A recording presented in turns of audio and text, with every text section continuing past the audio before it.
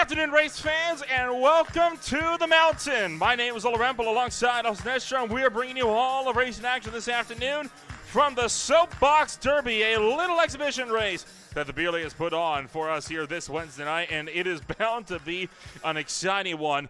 Looking like 21 cars, all in Formula V's, getting set to throw it down this mountain old school style with not a single drop of fuel to be found, all in neutral. And boy, Austin, this race could be a fun one with 4x4 bracket eliminations throughout the night. Yeah, something a little bit different tonight for the Beer League. A little bit different as we're transitioning into an off week, but we get to do something a little bit fun in between the seasons. And well, this is something that's going to be exciting, man. I mean, I've been watching the practice. A couple of guys have gone down together as little test runs, and it's been, let's just say, chaotic. So as we have groups of 4 going down at a time, just spread apart by a couple minutes, I think it's going to be exciting, to say the least. Oh, you're telling me. This is, of course, going to be a 24-car ladder that it looks like, so looking like 3 drivers could find themselves with some bye runs here this afternoon.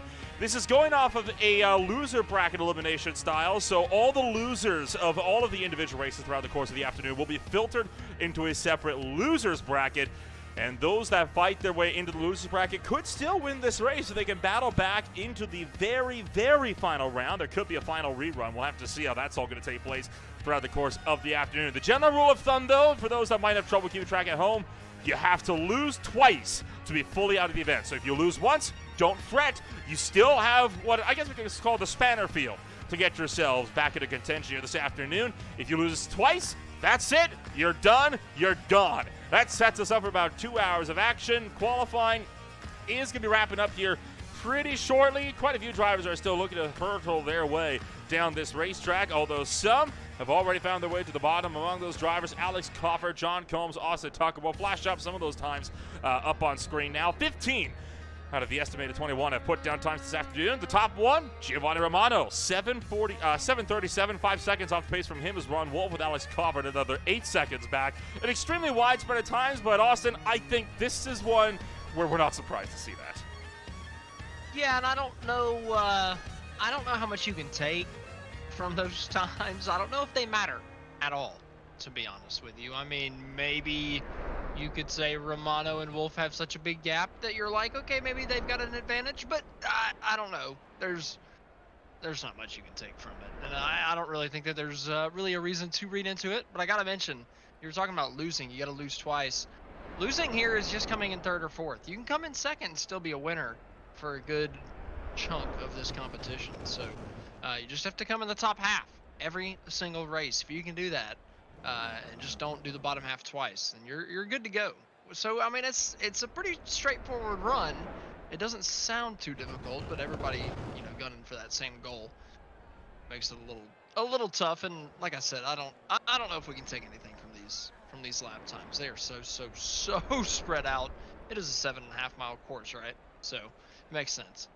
Well, and again, a good chunk of these lap times are just some drivers that were able to make it to the bottom with a third of the field, having not been able to do that so far. Other drivers trying to put down times, Greg Beckman, Stefan Brissell, Shane Cameron, Eric Ronenberg, Blake Gamble, Josh Freed, and Chris Flamion. It's a bit of a sparse field this afternoon, but again, not too unsurprising. It's a very niche style of racing, and one that we've never ever actually covered before, so this could be a very fun night. Looking like Blake Gamble could be trying to put down a lap time. He is really feathering that brake pedal as he goes his way down the hill. He is just trying to put a time in. He is right now only 0.14 of a lap away from being able to be the 16th driver on the boards. Yeah, and you never know. As soon as you get one lap in, you could jump up to the top 5 and all of a sudden look really, really good. So Gamble trying to bump himself up the leaderboards, put in a respectable lap time before he actually go racing. Oh, right there. You heard him put the throttle in. That is one strategy we talked about earlier today, that you can do a little bit of fuel saving at the very top of the hill, put in the clutch early, and save some of that fuel by shutting the car off until some of these downhill stretches where you have a few more straight roads, you can really get a big blast of speed down the hill that could be huge later on in the game. The big problem with something like this is a lot of these guys probably don't know this course, and, well, you've got no gas. So if you make a mistake, you're just I mean, you're done, right? If you can't get down to the bottom of the hill, you're probably not making it on to the next round. So it's all about just getting there. So if you can save a little bit of gas at the very beginning, it can kind of be your saving grace a little bit later on in the course. Because I just feel like you're not really going to memorize this course and really get these corners right and be able to get through this entire thing mistake free in any run. I don't think any of these guys have really been out here that much. We saw Blake Gamble becomes the 13th driver to put down a time as he made his way down towards the Glen House, past Route 16 and through the gravel pit. Checking in right now on Greg Beckman. I believe he has just passed his way through the 2-mile spring. He is on that approach towards the gravel pit now. I think he just passed his way through that. There you see some of that gravel down on the inside of the racetrack. He is another driver trying to put down some lap times confirmed.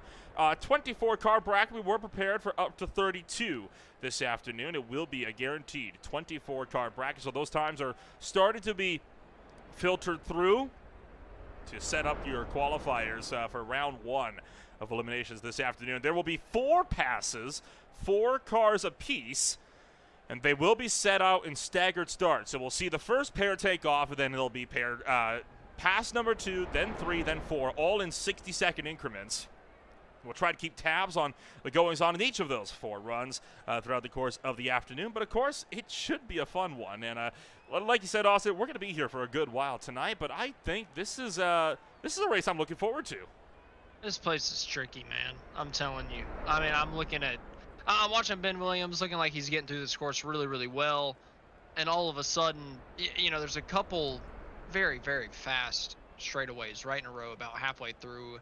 Right after a couple of slow corners, it almost feels like it lulls you to sleep, and then all of a sudden you're going full speed, and then hard braking zone out of absolutely nowhere, and it completely catches him off guard. I mean, it just takes a split second, and this is such a difficult course. I mean, you feel like you're on the edge of your seat the entire time. It almost looks like you're snowboarding the side of a mountain in these things all the way down, and it's a little sketchy, to say the least. I can't imagine we're gonna have 4 at a time in little packs. There's no way. I never made it to the dirt section of the racetrack when I attempted the soapbox challenger when this track first came out. The only time I've even actually made it up the hill, for a matter of fact, was in a Formula Renault 2.0, and that was a good few years ago. Set about a 6-second time thereabouts. Looking like Eric Rodberg going to pull it to a stop, and looking like, in fact, we are going to be having all cars, save for a few at the top, pulling off of the racetrack. So we are still looking to get some of these last times in. Qualifying has technically drawn to a close. Eliminations due to start about 2 minutes from now.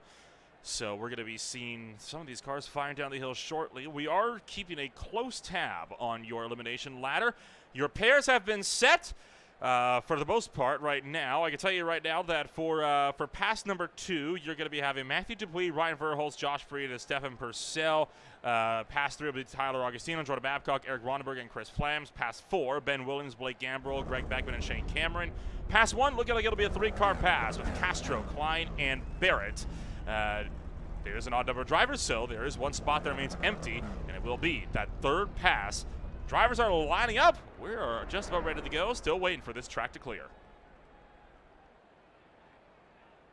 Yeah, I'd be wanting to stretch this practice out as late as possible. If I was a couple of these guys that are still out here, make sure you spend as much time out on this racetrack before you actually have to come back in. I'm telling you, it is treacherous. This is going to be a ridiculous race. There are going to be people resetting. I hope that they have these packs spread out far enough, because I really do think, you know, the 3rd and 4th place guys and either the leading pack or the 2nd pack are going to crash out and have a reset and end up, you know, getting stuck in a battle with the pack behind them. So I'm a little nervous about that.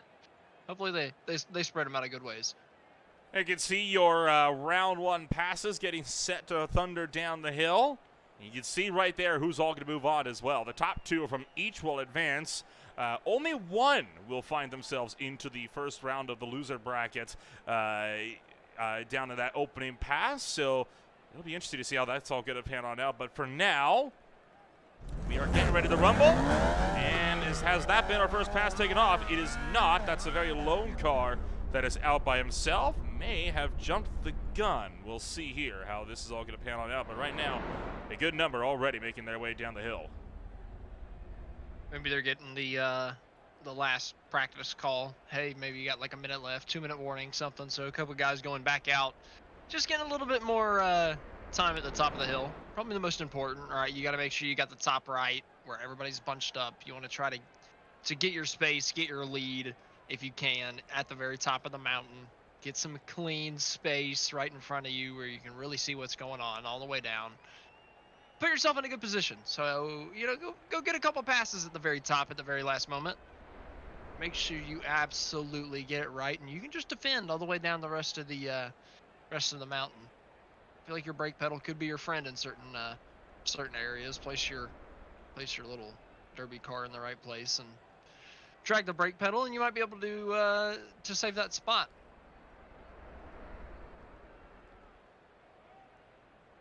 First pair is starting to make their way down the hill. Matthew Dupuis out in front as the first bunch of fours start to make their way down track. And this is where it gets difficult here. They've gotten themselves single filed out for now. The first pass is now officially underway. Dupuis runs in the lead with Purcell second. Further behind, it's Josh Freed.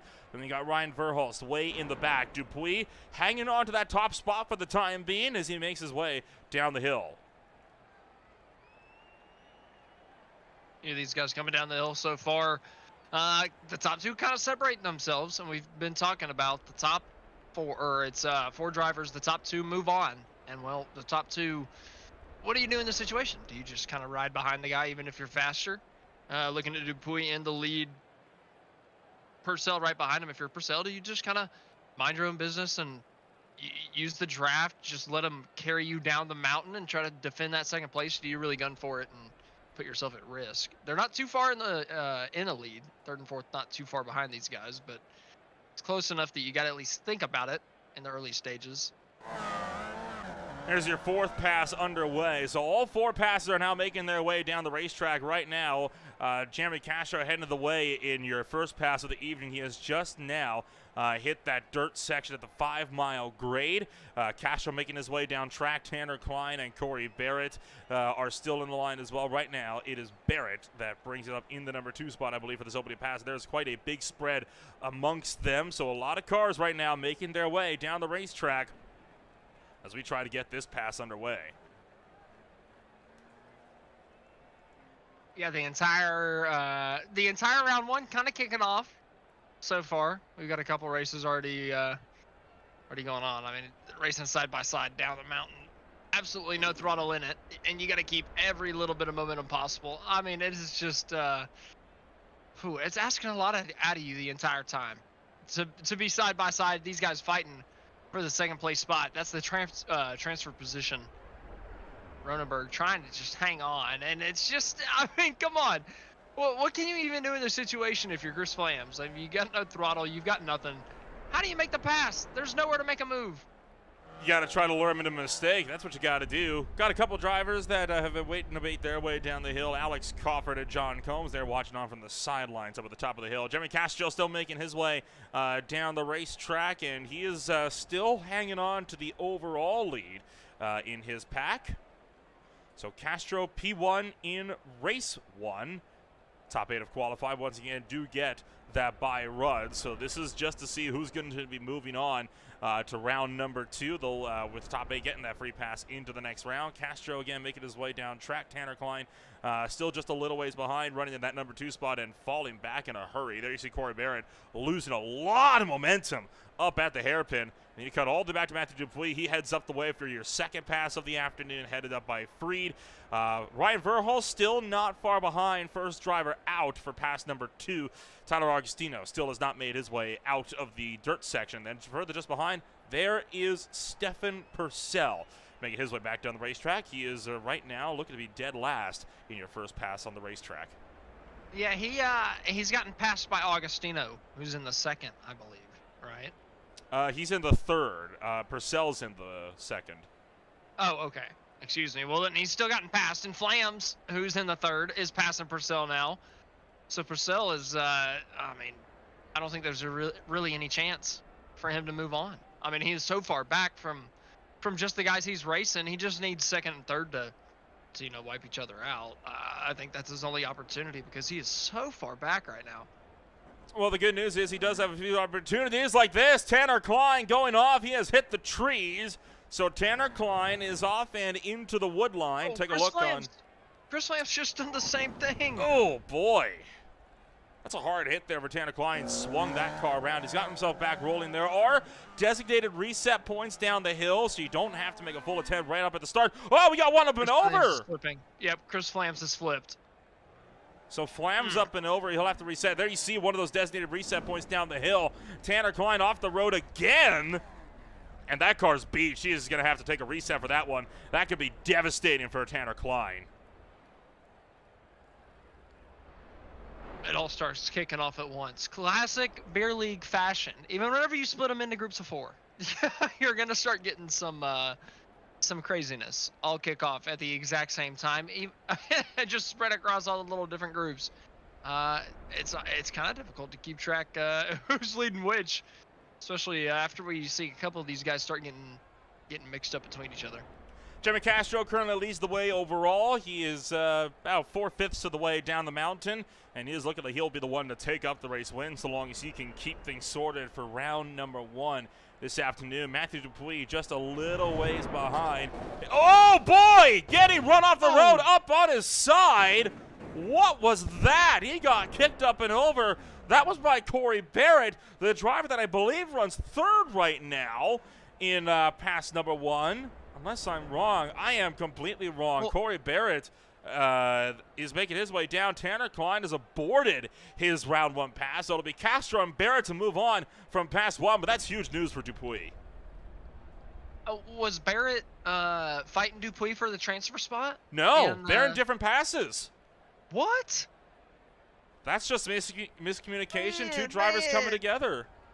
We're so close to the end of this thing. We've gotten down to the finish. I don't think any of those guys, or either of those guys, were in danger, right? One was leading and one was in second.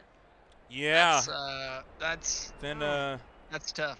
Ryan Verhulst running 2nd place right now, I believe, in the 2nd rotation of this one. But right now, Jeremy Castro making his way down the final set of bends on the hill. He is less than a 10th of the circuit away from making his way to the bottom of the hill, just making his way past the gravel pit, parallel to Peabody River towards the Glen House.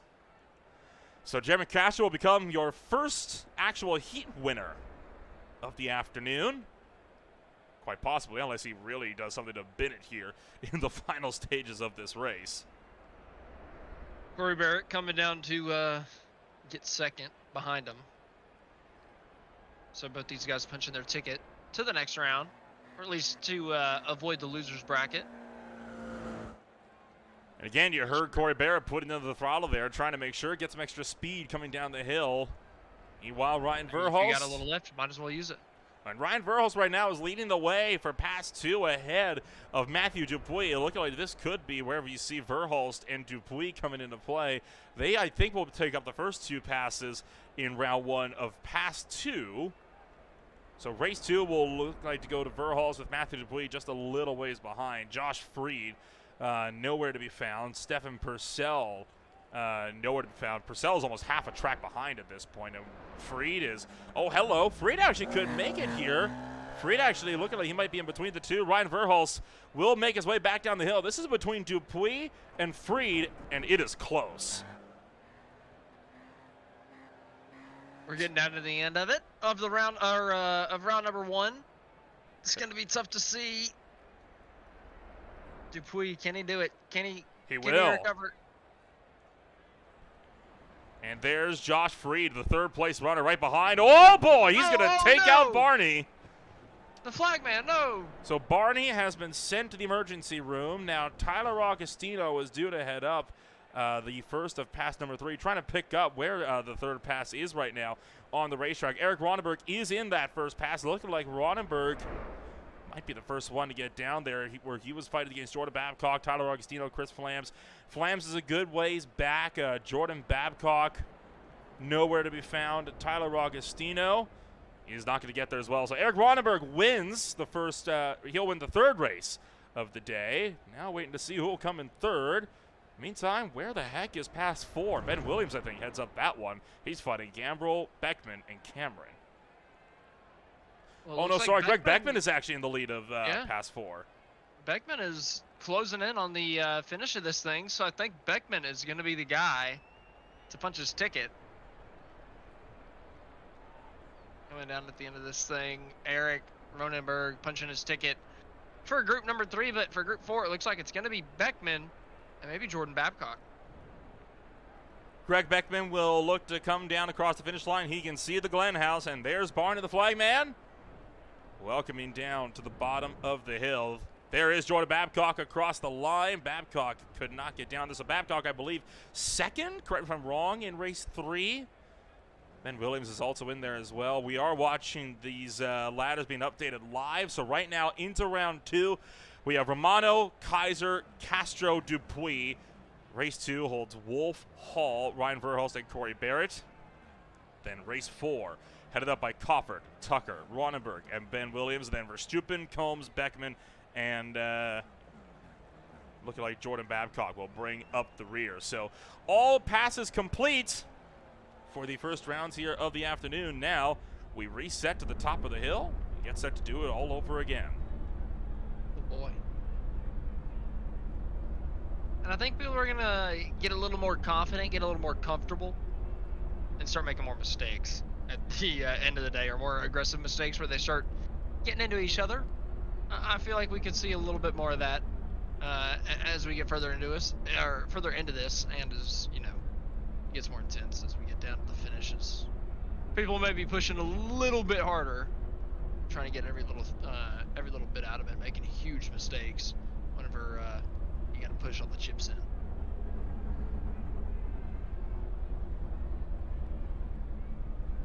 Still waiting to see what the round 2 lineups will be officially, but looks like quite a few of these drivers ready to go. You heard Alex Coffert firing up his motor at the top of the hill. So drivers are resetting. There we go. First pass of round 2 is underway. And looking like out in front with the whole shot, it is going to be none other than Matthew Dupuis heading up the way down the hill. Yeah, these guys wasting absolutely no time getting started. Getting down the top of the mountain already, singling it out. Nobody fighting too hard, it doesn't look like. Already the lead stretching out a good ways. Not fighting too heavy at the moment. Kind of surprised. I thought these guys would be on top of each other at the top of the mountain. You think. Here comes the second pass, making their way down the hill. So the second pass underway. Ron Wolf heads the way with a whole shot for race 6 of the afternoon. And they're side by side for the transfer spot. The 7 and the 64 going at it. That's Justin Hall. He's trying to duke it out right now with Corey Barrett. These guys a little bit closer. They're not quite in fighting distance, but they're at least sizing each other up. The 3 of them coming down, fighting hard. At least giving us a little bit of a show, knowing that these guys are at least a little bit closer than what we were seeing in that first one. We got another group starting to kick off from the top of the mountain. Oh, boy. Another 4 going, including Ronenberg, the winner of the 3rd heat race. Justin Hall's going for the move for the race 2 lead of round 2. He's trying to get around the inside there, and he's going to take it. So Hall takes the lead of his heat race. Great move for him. He goes from being outside looking in to now being in the lead of his race. There's the second pass, headed up by Tucker. Yeah, and it feels good whenever you get the lead of one of these because, you know, you got a little bit of a buffer, but Justin Hall has just destroyed his buffer. He's off the circuit. Oh, boy. Down in the rocks, Justin Hall, he's down and out. Justin Hall flying off the side of the cliff, and oh, he clipped one of those boulders on the right-hand side. He was already going off the track, but that did not help matters at all. So Justin Hall having to reset. He'll have to try to go at it again another time. Giovanni Romano right now is also in play. There you see Matthew Dupuis. He leads the way. I was just about to start talking about how nice the buffer is once you take the lead. You know, you've got a car behind you that, you know, even if he passes you, you're fine. You know, you got a little bit of a spot right there where you're A-okay. But, you know, if you just completely fly off the circuit and hit a boulder, like oh, somebody else has done a huge. Oh, who is that? Oh, that has just Ronenberg as well. Themselves? Was that Beckman? John Combs, I believe. So quite a few drivers having some serious offs, and there was Beckman tumbling down the side, just lost it out of camera shot there. We'll try to get one more look at this one. This is a wild run. He may have made wheel-to-wheel contact and then just got punted over. He had to reset for the top of the hill for that. Holy cow. Ronenberg had one too.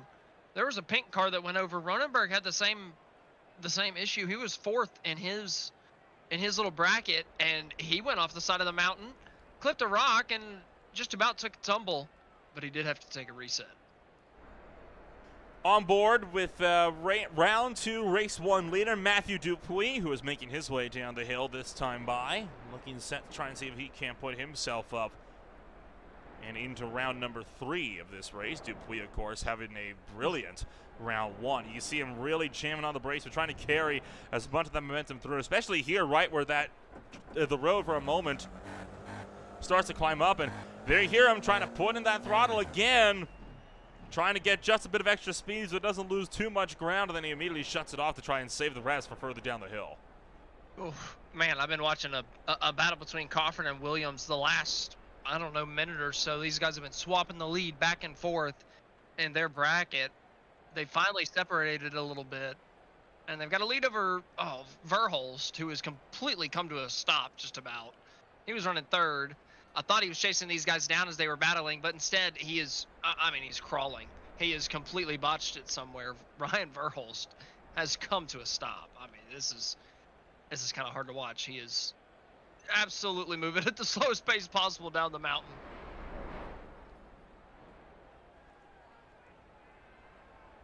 Giovanni Romano still making his way down the racetrack as well. Right now, Ron Wolf about halfway down the hill with the driver out of the Windy City. Still chasing after Romano. There is Matthew Dupuis, the one that currently leads the way, ahead of Verholst, ahead of Freed and Moore. And of course, all of that was from your round 1 results, as everything is looking nice and set into round 2 of this afternoon. Dupuis leads the way from Romano right now. Kaiser and Castro on the outside looking in for pass number 1.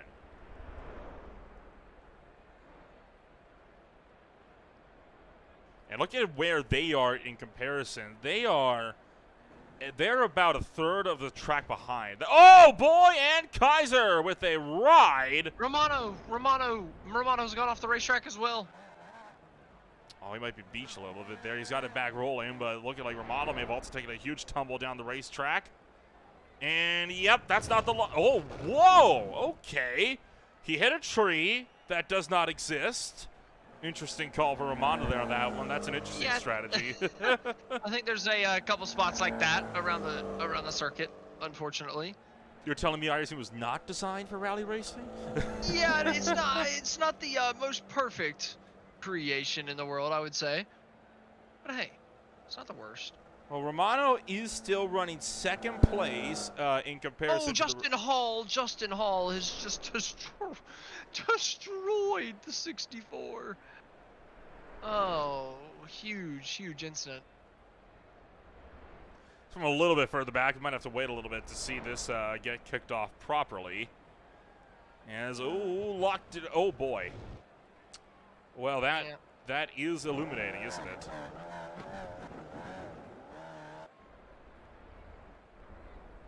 Let's take another look. This is just awesome, man. It is. It's something new.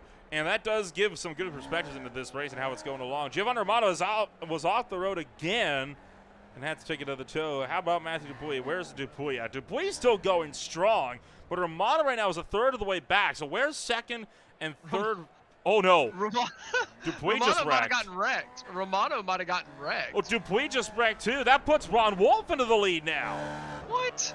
So Ron Wolf leading the way here this time around. Jeremy Castro and Romano might have come together. I don't... Oh, dear.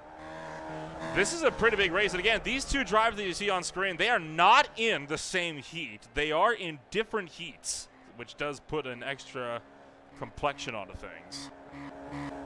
It's like, if I'm faster, get the heck out of my way. Pretty much, yeah. Don't make it harder for me. Well, because he's got other drivers that he's raced with behind, too. Yeah. We're not racing. We don't need to fight. We don't need to fight. You're either completely out of it, or I am so far ahead that you just don't need to slow me down. Let's not fight too much. You know, sometimes you just don't want to get out of the way. Romano might be out of this race altogether. Your second place runner has towed, and he has not returned to the racetrack for a good while. But right now, No. Matthew Dupuis going to come home. He takes his second heat win of the night. Dupuis will win race one, round 2. Behind him, Ron Wolf will come home. He'll take round 2, race 2. Takes it to the checkered flag. Now we'll wait to see where rounds 3 and 4 will end up. Matt Verstappen was in the lead of his pass. He's just had a spin and had to readjust. And then, of course, you still have got other drivers trying to get their way down the hill as well. Here comes Austin Tucker. Where is Tucker located right now within his respective heat? This Jeremy Castro ahead of him is about to come down.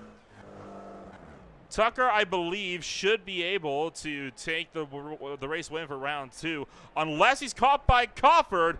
This right now is the battle for the win for race 3, round 2, and it'll go to Tucker. Cofford takes up second. One of these are going to come down to the absolute wire. Oh boy, Mac with a ride. Looking for John Combs, Greg Beckman, Jordan Babcock. I believe Corey Barrett, Jordan Babcock, and Greg Beckman are all under a blanket. I'm not sure exactly what positions they are fighting for, but they are all under a blanket. I believe right now we're seeing Jordan Babcock fighting for the win of his heat race. He's got Corey Barrett directly ahead of him.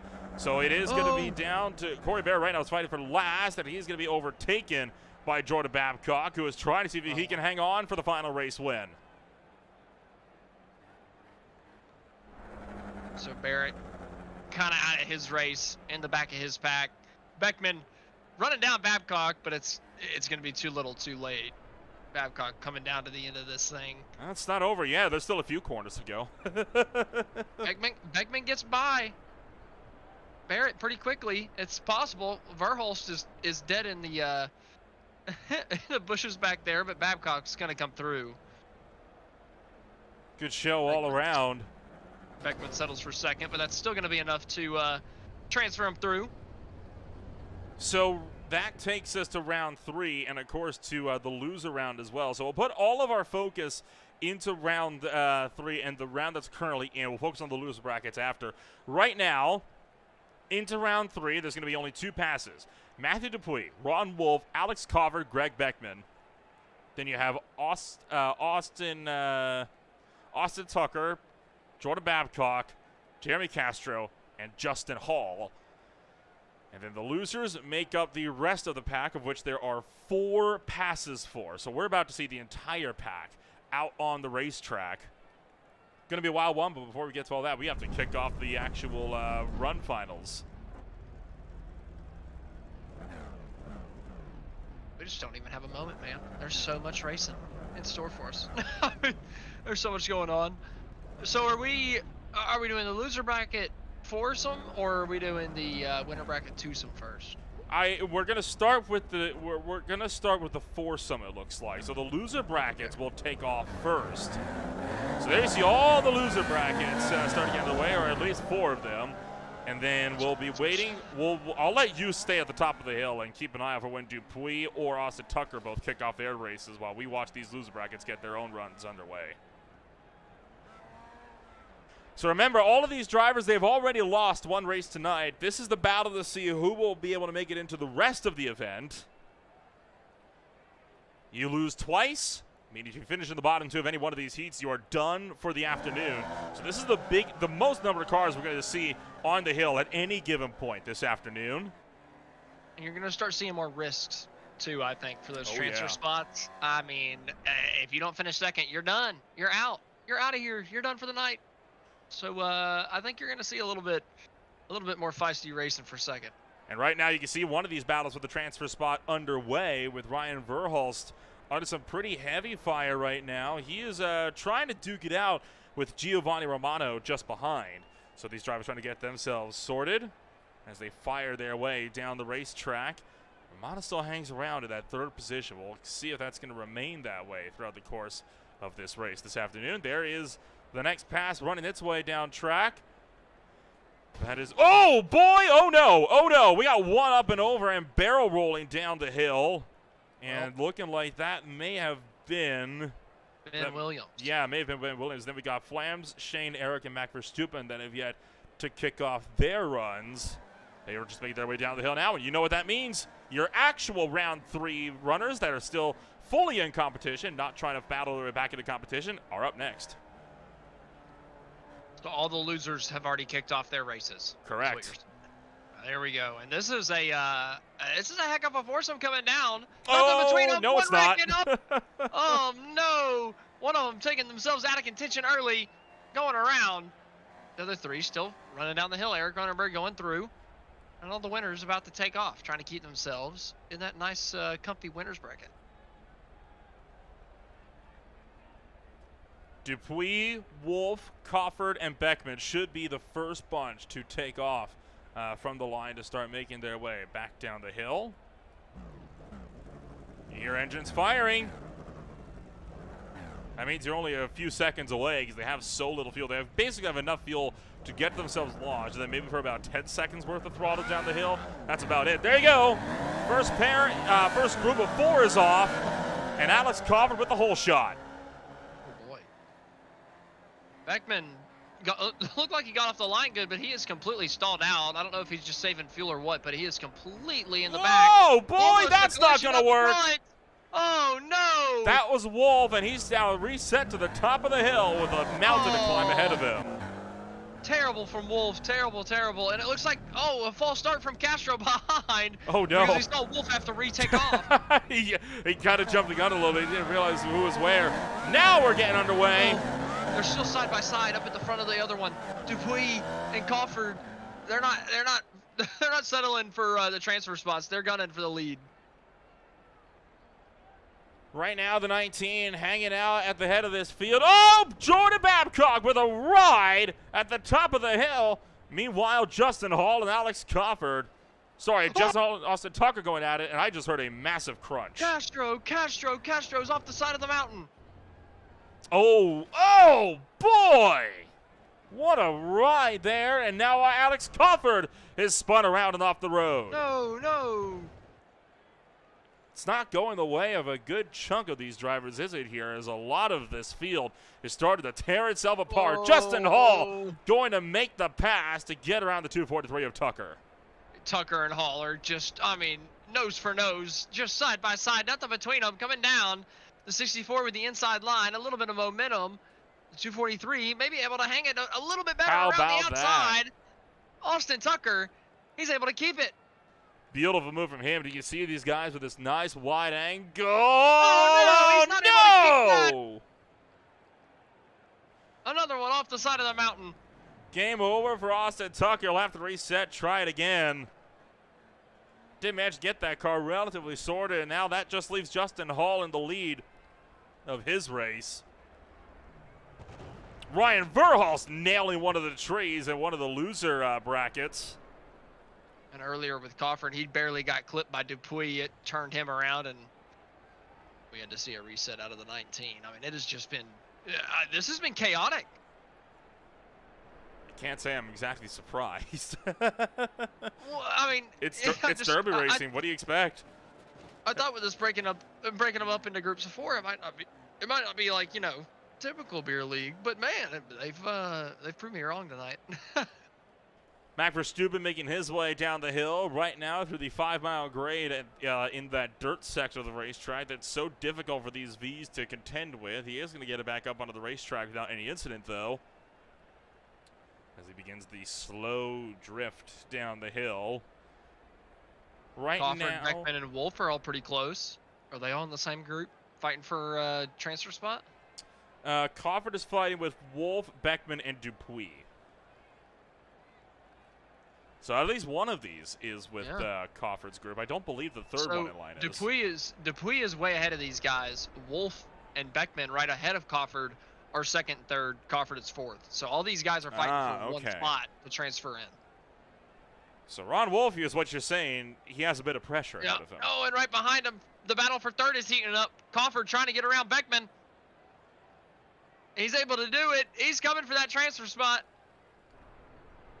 Greg Beckman now with a target in his sights and trying to run him down. What the problem is, it's not enough to get one. He's got to get two. And the second one is taken off well down the hill. Yeah, for Beckman, it's frustrating. You were close to the transfer spot. Now you got Crawford. Oh, too fast. Done you one. Oh, boy. Oh, I'm amazed that Beckman made it. that turn. I thought for sure he was going off into the weeds.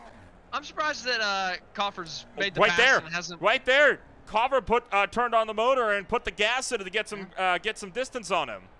He had a little bit. I was just about to say I'm surprised that Crawford hasn't taken off. I didn't expect him to have a little bit left in the gas tank to be able to do it. But well, that's one way to do it. I guess if you save a little bit at the top, you have something at the end, and Crawford benefits. Let's see if he runs down Ron Wolf. It looks like Blake Gambrell. Was he in the group in front? Because Crawford is about to have to pass him. Blake Gambrell is among the loser. No, I'm not sure where Gambrell's at right now. Blake Gambrell is in the loser bracket. He is race 3 of the loser bracket, so he is not right now for contention. Try to find Austin Tucker, Jordan Babcock, Jeremy Castro, and Justin Hall. I think Tucker is in second right now, might be third for that third pass right now. He is definitely ahead. Oh, Crawford! Crawford has destroyed it. He was gunning for second. He's gone. Crawford going off the road, and too much speed and hard into the trees and down the hill. Oh, and off again! He just did the same mistake, same place. Justin Hall's off the track in the background. Austin Tucker's done it too. And now Ron Wolf spins it around. What is going on? What is going on? This section of the racetrack is not agreeing with your field this afternoon. There's oil on the track. You'd think, because there goes another one. Holy cow, who was that? I think that was Hall that just went off. It was. Justin Hall. What is going on? So Austin Tucker, I think, is leading the way for race number 2. Check my math on that one, though. You're looking for Babcock and Jeremy Castro, the only 2 other drivers that could be ahead of it, because we know for a fact that Justin Hall's behind him. Well, Verholst and Fried have just finished up. I don't know what group they were in. They were one of the loser finals. Okay. Yeah, they were in the loser, not the loser finals, the loser bracket, sorry. They were in the loser bracket. Goodness gracious. It's hard to keep track of whenever they all start wrecking. Yeah, no kidding. Tucker and Crawford, I don't believe are actually fighting for anything, but they're side by side on the racetrack. They are not. They are battling it out all completely on their own, so they are nose to tail right now on the racetrack. Looking around for Jordan Babcock, right now, Castro is behind. He is struggling to make his way up. Austin Tucker is steadily firing his way down the hill. Mac Verstappen about to finish up his run as well in one of the loser brackets. A couple of guys getting eliminated here. Tyler Augustino looking to come across the line. As he will once again take his way around the finish line, so good run for him. Still looking for Babcock and Castro and Hall. I still think Austin Tucker is leading the way for race 2, round 3.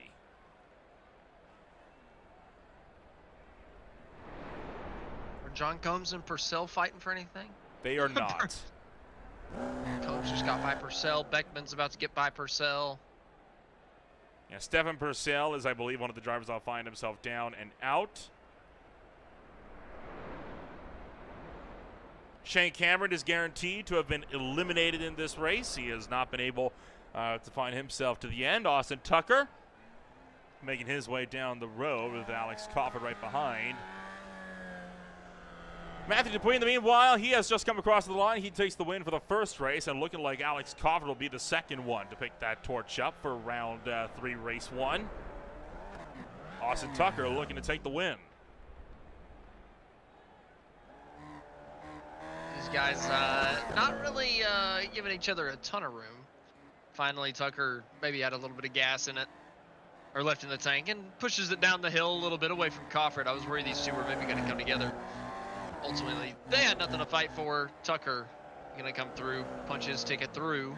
Crawford gonna do the exact same. So good for both these guys coming through. I believe Crawford's making it, right?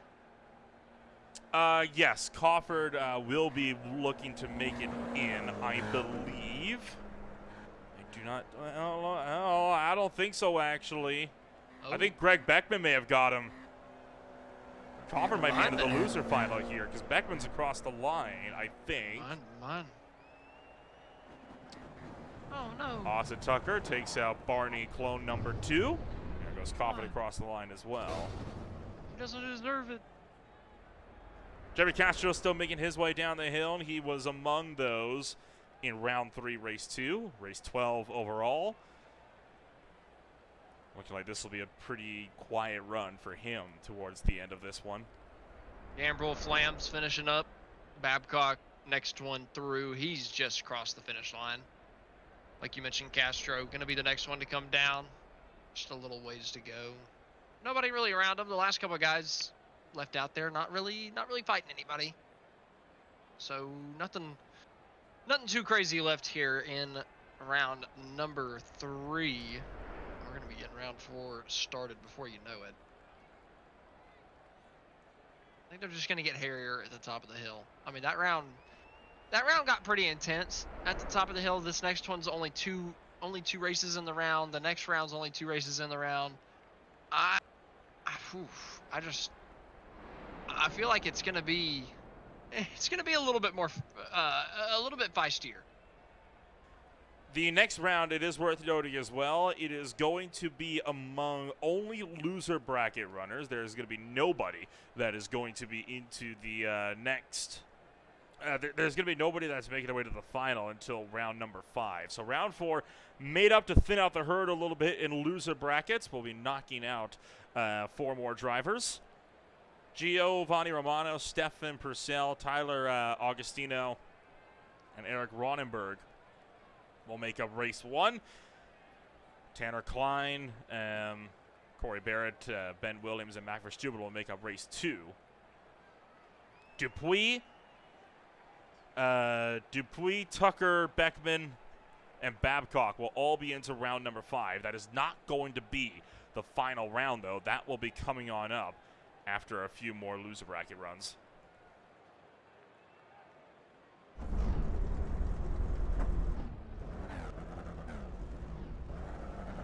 I really feel with this only being a couple loser bracket races, we're gonna have some tempers flaring. We're gonna have some beating and banging. We've already seen a couple eliminations, and we've seen people start getting a little bit feistier. These first couple loser bracket races are gonna be. So off we go. We're kicking them off. Romano leading us down. Giovanni Romano making his way down the hill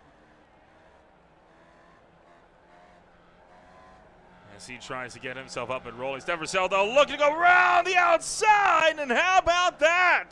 Purcell establishing himself as a potential contender to get himself back into competition. He was using a good bit of that gas. He wanted the lead. He wanted to get a good bit of a gap, and he's got it. Now it's just about not making a mistake, keeping that momentum. What can Purcell do? Can he keep himself up in one of the transfer spots? Romano now holding on to the last one, and it's a 3-car train coming down the hill. And the next round just kicking off at the top of the hill, and it's Ben Williams with a whole shot, but he's quickly surpassed by Corey Barrett, who'll get the run down to turn number 1. 3 wide at the top of the hill as these drivers try to get themselves sorted. At the head of it all, Ben Williams makes his way around, and Tanner Klein going to go from 0 to 0. He's going to be dropping back at the tail end of this one, but boy, oh boy, it has gotten aggressive in this field. Yep, this is whenever it matters the most. Nobody making a mistake in this first group that's completely taking them out of it. Purcell losing a little bit of that lead to Romano. Augustino hanging on to the back of Romano pretty well so far. And behind Augustino, Ronenberg starting to lose ground, but he's not completely out of this thing yet. You never know what'll happen in one of these races, especially with the top 3 under a blanket. Anything could happen with Purcell, Romano, and Augustino up here that could push Ronenberg through the next round. So keeping himself nice and clean could be the strategy. But man, in the second back, Barrett gets turned. Barrett gets turned for second. Barrett's off the road, and there was another car that kind of went spinning around to the back road as well. That was Ben Williams. I think he kind of got spun around just out of the force out of all of that. So Verstappen 1, Klein 2. We'll keep tabs on if that's going to change it all throughout this race. This is the fierce battle for the top 3 in the first round of this loser bracket run for round 4.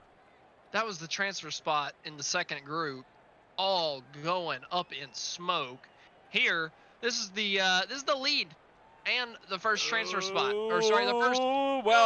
Now it's just the lead. One off. Yep. I was about to say that was. We're gonna have one eliminated from this group, and well, now we're looking like we know who's gonna be eliminated. It's looking like it's gonna be Agostino, but Purcell's just stalled it.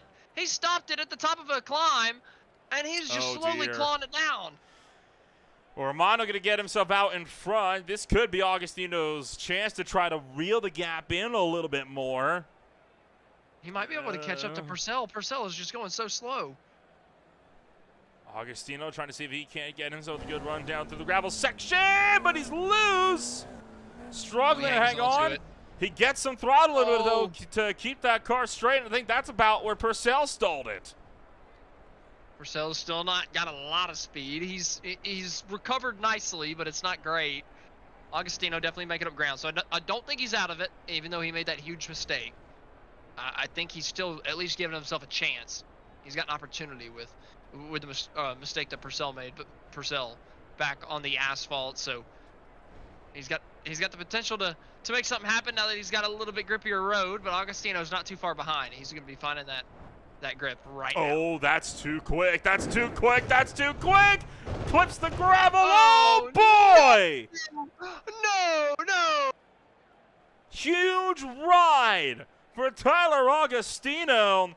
You could tell the second he hit that, there was no way that was going to end well. And he got sent well out of the ballpark. Yeah, I didn't think he was going to go full astronaut there. I really didn't. That was a tough one to watch. He got sent.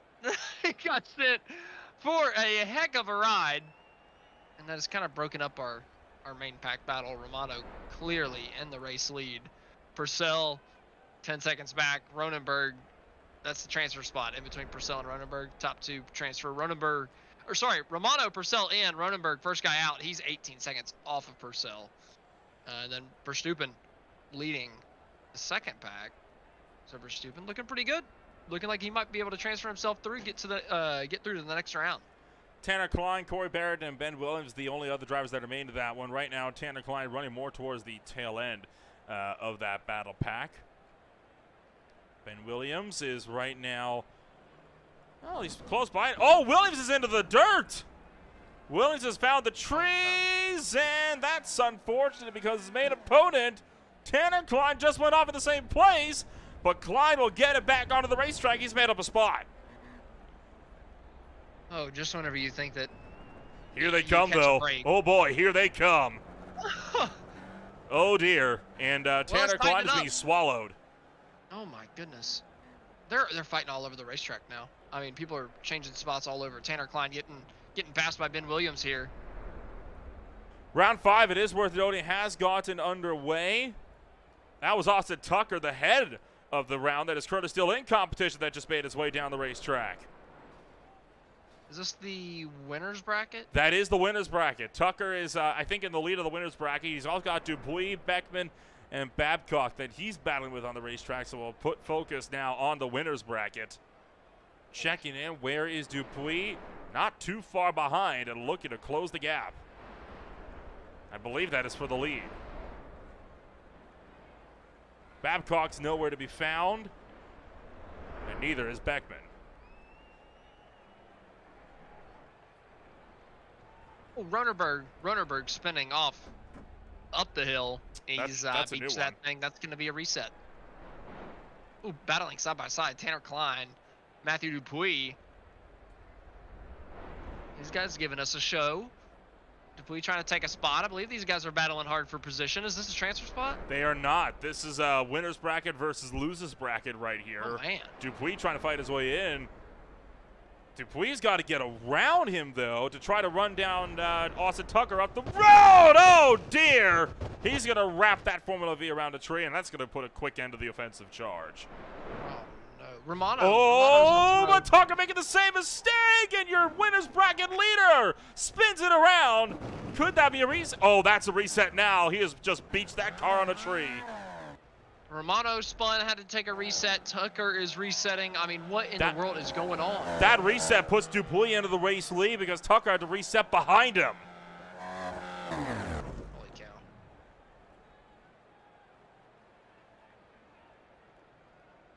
Boy, I do love a good little soapbox race. iRacing needs to scan in some proper soapboxes and then some hay bale courses. That would be the funnest thing to call. I wouldn't be against it at this point. This is incredible. You know, Red Bull Crashed Ice, they need to get some of that in there as well. So is the leader of the winner's bracket Jordan Babcock right now? We Over are Dupuis? checking. It is. Jordan Babcock with all of that carnage just taking up the lead of the winner's bracket. Greg Beckman still runs in last place. So Tucker's third. He's got to run down Dupuis for the transfer spot by the end of this thing. Babcock holding a pretty healthy lead. He's just trying to hang on.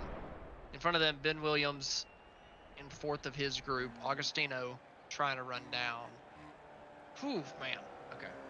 There's a good bit going on. I don't think Augustino's going to be able to run down Klein for second in their group. So this battle between Tucker and Dupuis is now for the final transfer spot, and it's a big one. Dupuis right now in the lead. Oh, Tucker just had to reset again. I think that may have just secured it for Dupuis to get into the next round.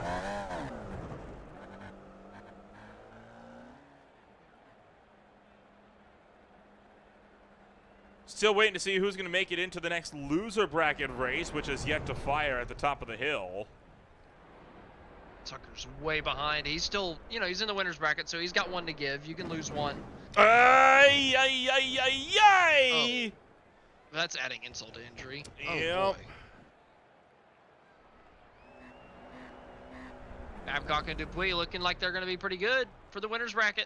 Dupuis closing on Babcock, though. He looks like he might want to go for the spot.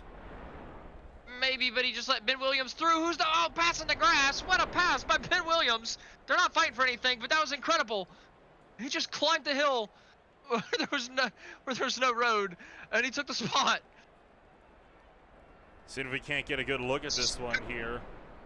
Oh, he's just went there where there's no road again and completely destroyed it. So it worked once, but not twice, is what you're saying. Oh, and Dupuis might have done the same thing. And you see Ben Williams making that move and Look monster at trucking that. that thing across the but grass. now he's killed it. So the battle still remains on between... Oh, and Dupuis killed it too. What in the... So Dupuis right now still battling with Jordan Babcock for the last transfer spot. No, Jordan Babcock still in the lead. Dupuis fighting for a transfer spot. And I believe he's still battling with Austin Tucker, who... Greg Beckman too. I believe Tucker made it across the line. So with all of that carnage... Oh, never mind. Tucker's the first one out. Tucker has pulled out. Yeah. He wrecked a lot. So Babcock confirmed. First one in. Dupuis confirmed second one in. Then it'll be Greg Beckman because Greg Beckman just took himself out of the race as well. And Dupuis is already coming down the final hill. All right, so a couple of the winners brackets. A couple of names we don't typically hear when all these races week in, week out in the beer league. So it's pretty cool to see. It's been a fun little exhibition this week so far. We're getting down to the nitty gritty. Got a couple losers bracket races coming up next, and we're down to 4 cars left in the winners bracket. Yes. So two. Sorry, after that round, only 2 cars left in winners bracket. they are going to be able to get their way back in, though, remember, because they have the loser bracket races that have got to fight their way through. And the top 2 in that final loser brackets race, they get to race it out in the final of the night as well with a 4-car sprint. So those top 2 just punched their ticket to the final then. Jordan Babcock, Matthew Dupuis. Yes, sir. That was the semifinal round.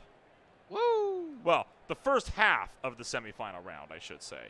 Now we have 3 more races for the rest of the semifinal. I believe. Do not quote me, but I believe that you are correct. I'm looking at the schedule. I can read. Don't.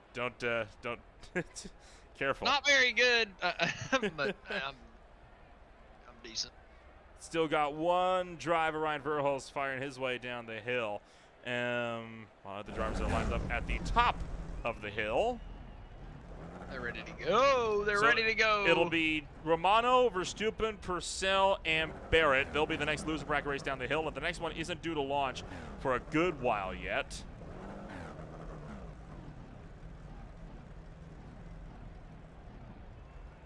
Yeah, I think we have to. So right now, the 2 winners of this will face the 2 losers of the one we just of the did. winners bracket, yes. So the 2 losers of the winners bracket race, Greg Beckman and Austin Tucker, are already waiting. The back pair of this race coming up will face them in the next round, and that should set us up for the final. Is that a jump start? Okay, that's Ryan Verhulst, just doing his own thing, I guess. So Verhulst not yet, I think Verhulst is down and out, correct if I'm wrong. I think he is just fully done for the night after he found himself out. Yeah, I think you're early. right. I think you're right.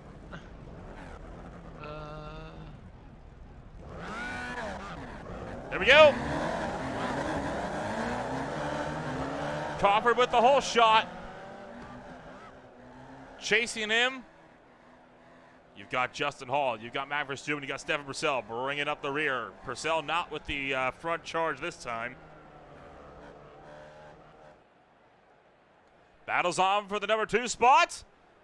Hall under heavy fire. Matt Verstappen try to go double fire. It's a bull move. He's going to have to make it work, though. A little bit of contact. Justin Hall hangs on for the lead right now. Verstappen trying to see if he can't battle to him. And the trio here all running behind Justin Hall. Oh, boy. Tight fighting. They know it all comes down to this. They can be eliminated at any turn. All these guys fighting hard. Purcell down and out, way off the back of these guys. But they're still fighting because they know only 2 of them. Oh, there goes Matt. Go, boy! That's gonna be it. That's it right there. The top 2, they just have to play nice with each other now because Verstappen has completely turned that thing over. That's gonna be a reset. Well, I was just about to say, remember Jordan Babcock in the last run? We thought he was down and out. He ended up taking the win of that race. Here goes Hall trying to take Crawford for the lead. Oh boy, he's gonna take it. I thought you should play nice, but hey, you know, having a buffer is a little bit better than playing nice, I suppose. Man, take a look at that monster of a ride from Matt Verstappen. Got kicked up and landed upside down on the rocks. And this is some airtime that he gets as he launches off the boulder formation. Oh, look at that. That is a sight. Oh boy.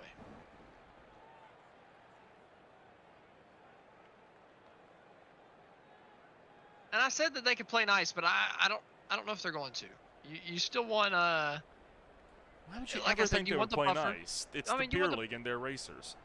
well, because you know, if you don't really have anything to gain by not playing nice, right? Oh, there. The 64. Boy. Crawford Just not lost play it getting nice. around him. Just runs off the Justin Hall. Able to hang on though, so not completely out of it. He's got a little bit more speed than Crawford too, so he's gonna be right back in the fight. They are bringing Purcell back into it though. I see him behind him, not too far. Well, Justin Hall bouncing a little bit over the over some of this dirt section here. They might all come back together, man. It might not be over. Oh, I doubt it will be over. This is a good preview of what the final round could look like overall tonight, because it's the first one where there's only going to be these 4 cars out on the racetrack. Oof. And it's all on the line. All on the line right here. If you are in the bottom 2, you are done. You are out. The top 2 kind of pulling away. Crawford's got a lead over Hall, who's got a decent lead over Purcell, but Purcell has significantly closed that gap. Justin Hall just now hitting the pavement. Purcell coming around the couple corners to do it. He's just now hit the pavement, so he's not too far behind Justin Hall. Behind them, though, I believe, has somebody in the second group caught them? Ron Wolf? There is no second group. This is the only 4 on the racetrack right now. Are you sure about that? I am pretty positive about that one at this point. I see Ron Wolf is out of it. Well, Ron Wolf is out of it. He's not on the bracket anymore, so he's just having some fun out there. Oh. Well, are they in the... They're kind of in the grouping, aren't they? No, well, I mean, Ron Wolf might be in the grouping, but he's not racing for anything. I can guarantee you that much. Excuse me, then. Excuse me. I thought... is the 4 not... It's Crawford, Hall, Purcell, and... Ron got eliminated way back in round 3 already. So, who am I missing? Who am I missing out of the 4 that are racing right now? Crawford, Hall, and Purcell. Who's the 4th? Crawford, Hall, Purcell. You are looking.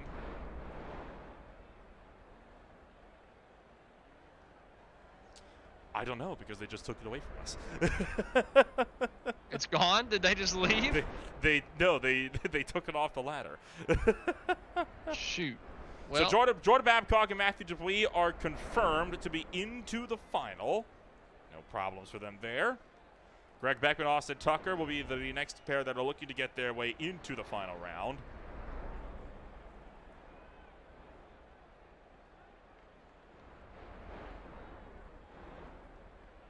We know Romano's not in it. He's also on the racetrack having some fun. The guy's not out here in the group.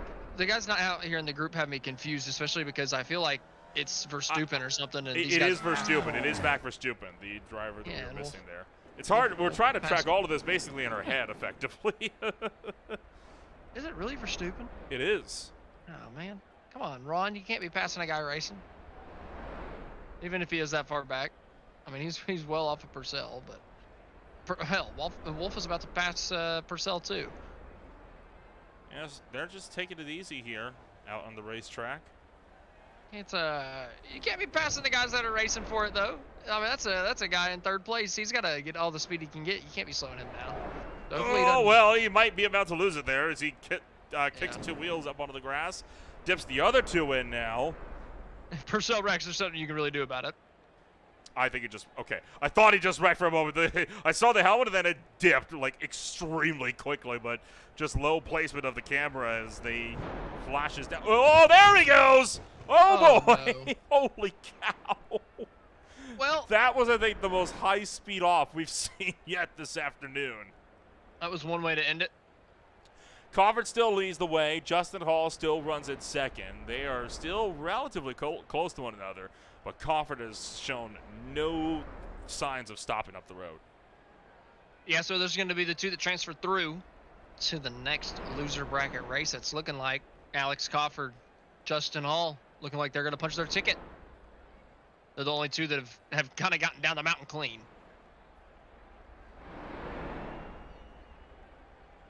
At all. In the event so far. I mean, every single one of these little races are just little mini wars of attrition. Honestly, that's about. I mean, isn't that literally isn't that literally a soapbox race in general? It's can you get to the bottom without your car falling apart? I mean, that's a fair point. And have you seen soapbox races? They're all wars of attrition. This just seems like, can you remember that you need to brake really heavy for this corner right here, like 5 or 6 times on the racetrack? Like, and if you miss one of those, you are absolutely flying the hell out. Maybe a little bit more than that, maybe like 10 or 11. I mean, it's about 7. You're pushing is what I heard. 7 major. You're pushing it, man. And it's a tough. Whenever you're going around for over 7 miles, it's tough to remember exactly where you got to do that at. Crawford coming down the hill, he will win and make his way into the semifinal round along with Justin Hall. They'll be the next 2 in. That was the fastest lap of the whole session there for Crawford. And they're going to have some fun right down at the bottom of the racetrack by the Glen House. So that is going to throw the next pair up with Crawford and Hall going up against Tucker and Beckman for the last semifinal round of the night. And then we'll set ourselves up for the final. It's about to get wild. Are you sure we only have 1 semifinal left? I am sure. Guaranteed. Are you positive? 100%.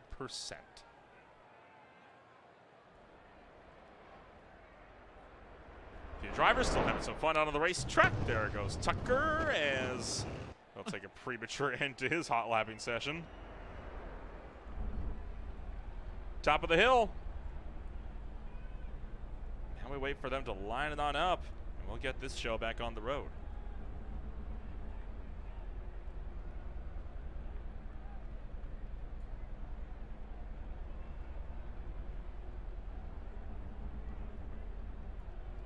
Who we got in this one?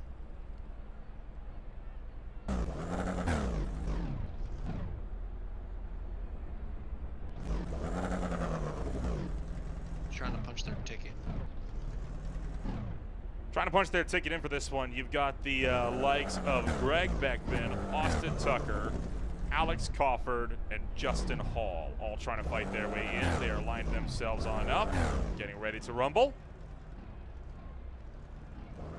The winner of this pair will go up against Jordan Babcock and Matthew Dupuis for a 4-car final.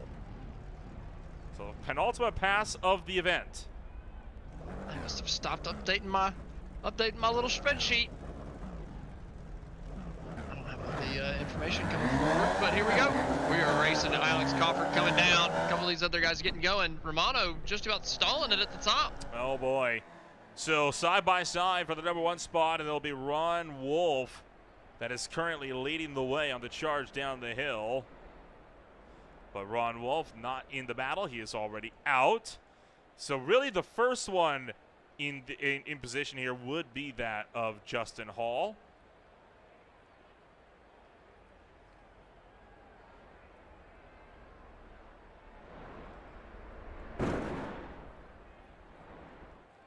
So these guys are absolutely going at it as they look to thunder down the hill. Yeah, Wolf easily in the lead. Got a little bit of a buffer. Hall holding on to that transfer spot. Crawford trying to run him down, and Romano just trying to make up for lost time. Way behind these guys. He's got a mountain to climb. No pun intended, since they're going down a mountain. But anyway, Ron Wolf easily in the lead, but Hall's kind of catching up to him as we come down to a couple of heavy braking zones, some trouble spots that we've seen people go off time and time again at. Everybody keeping it on the racetrack in the top 3 so far, though, as Romano tries to run them down. I may have gotten ahead of myself here. We may actually be in the third last race of the event, which would see. That's what I thought. Which would see Crawford, Hall, Wolf, and Romano going at it. That was a bit dicey as Justin Hall struggling to chase off after Wolf. That's for the lead. That's for the lead. These guys are not backing down, even whenever it's not even for the transfer spot. They're bringing Crawford closer, but they're fighting up there. Wolf and Hall not letting go of that race lead. Romano still 20 seconds back, not even a threat right now back there in the 4th place spot. But these guys side by side down the mountain, fast section of the course. And they're going toe-to-toe down the hill. Who's it going to be? Heavier down into the dirt, down on the inside. Justin Hall's got Crawford getting up to the back bumper of these guys as well. It's going to be a 3-way heavyweight battle for the 2 transfer spots. On board with Crawford as he struggles to keep that car underneath him, really trying to chase after Justin Hall. Last time by, he was the one leading Hall down through the dirt. As these 4 cars remain on the racetrack, continuing to thunder down the hill. And as these guys are fighting, Romano's flying. He's cut down the gap about 5 seconds on these guys up here. So I wouldn't completely count Romano out. And you never know, the 2nd and 3rd could absolutely get together. And I believe Ron Wolf has just had an off. Wolf has had an off. He's had a reset, and so is Justin Hall. It's completely flipped. Crawford and Romano are now in the 2 transfer spots.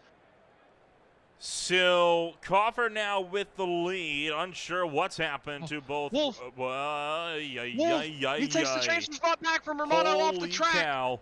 What a pass. That was a wild pass there. Ron Wolf getting around Justin Hall on the mad scramble down the race. Getting around Romano, sorry, on the mad scramble down the hill. Justin Hall still way back on the racetrack. So this right now, the fight to watch. What the heck is going on? And Crawford has come to a crawl. He is slowing. He's got a pretty decent lead, but he's going a really, really slow pace. Might be able to get caught a little ways here, Wolf and Romano, but they've got a a little bit to gain. Still 23 seconds back, but it's close between the two all of a sudden after Wolf and Justin Hall both had big moments. Jamming on the binders for the pair of hairpins. Ron Wolf still remains up at the head of the field.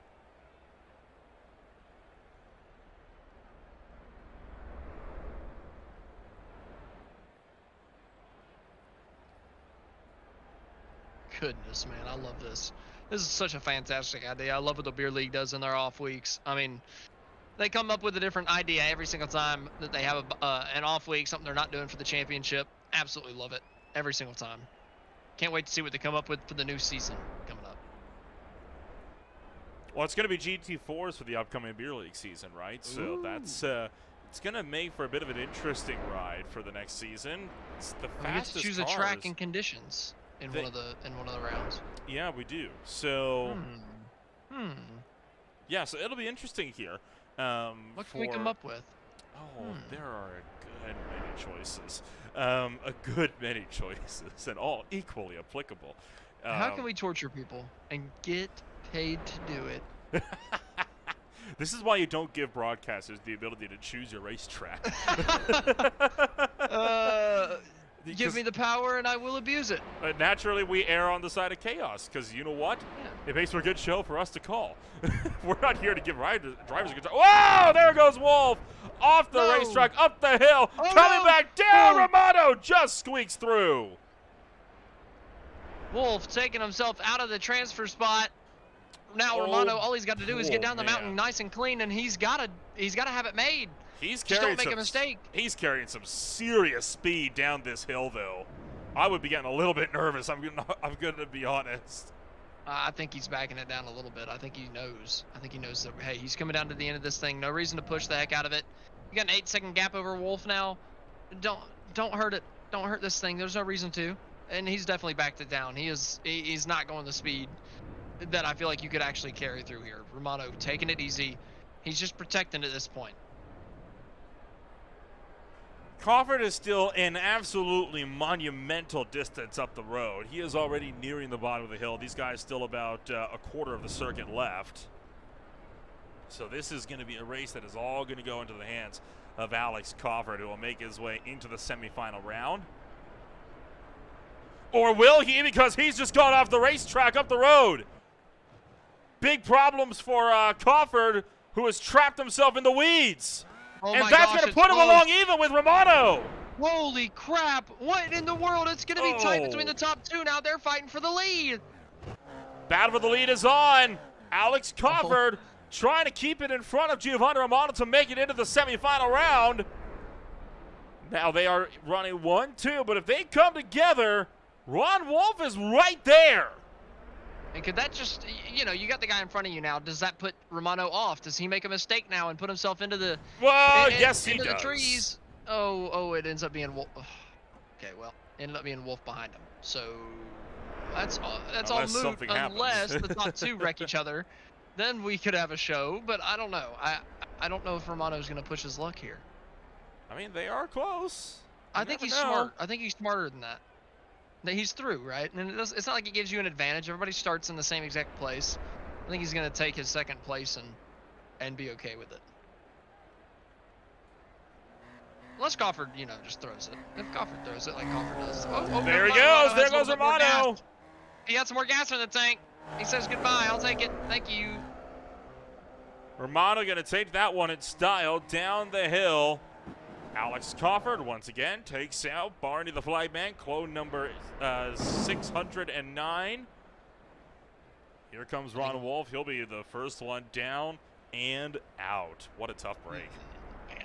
Tough for Wolf, but now we're getting into the second to last race. So we are in the actual final, second to last race. The final of the losers bracket to determine the two that go to challenge the two through from the winners bracket. Can't wait, man. This is going to be great. We just saw the two that are going to go through and compete.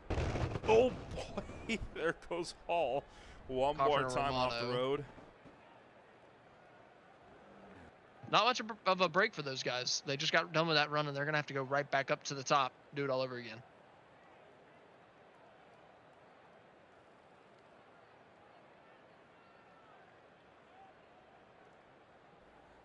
right now, waiting very patiently in the overall final, you've got Jordan Babcock and Matthew Dupuis that are waiting to get this thing on the road. Before you get to all of that, though, you still got to see which one of the top two will be up next to go in. Greg Beckman, Austin Tucker, Alex Crawford, Giovanni Romano, all off and away.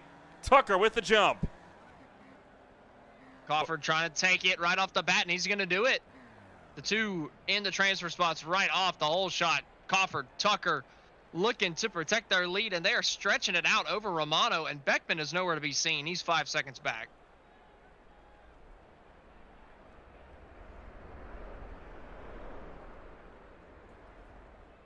Absolutely a huge way behind. That has not been an ideal start for Greg Beckman, who had problems right at the hitch. Crawford leads the way. Austin Tucker second. Tucker right now hangs on to the last transfer spot. Is this somewhere where you can start to get into a rhythm for the guys that have been in the losers bracket for so long, that have ran so many of these runs in a row? Can you start to get into a rhythm at a place like this, such a long course, that this could actually start to become your benefit because you've been out here so long, you've been doing so many runs? Possibly.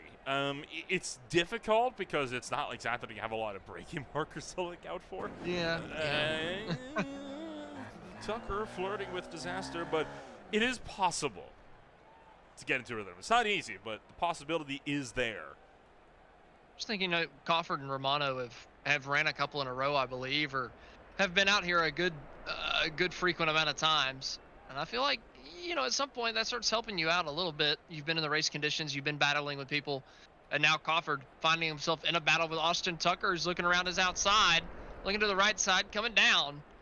I don't think he's going to have the run. Crawford able to block it off. These guys, though, you got to think, especially now, this being the race before the finals, all you have to do is finish in the top two. You don't have to make this pass. If you could push him down the hill a little bit faster than what you would have gone by yourself, then maybe, just maybe, you could just tuck in line, not press the issue. Maybe Tucker thinks a little bit smarter here. Romano, 2.5 seconds back. Just have to protect that lead. The Alaskan native trying to see if he can't hang on up the road.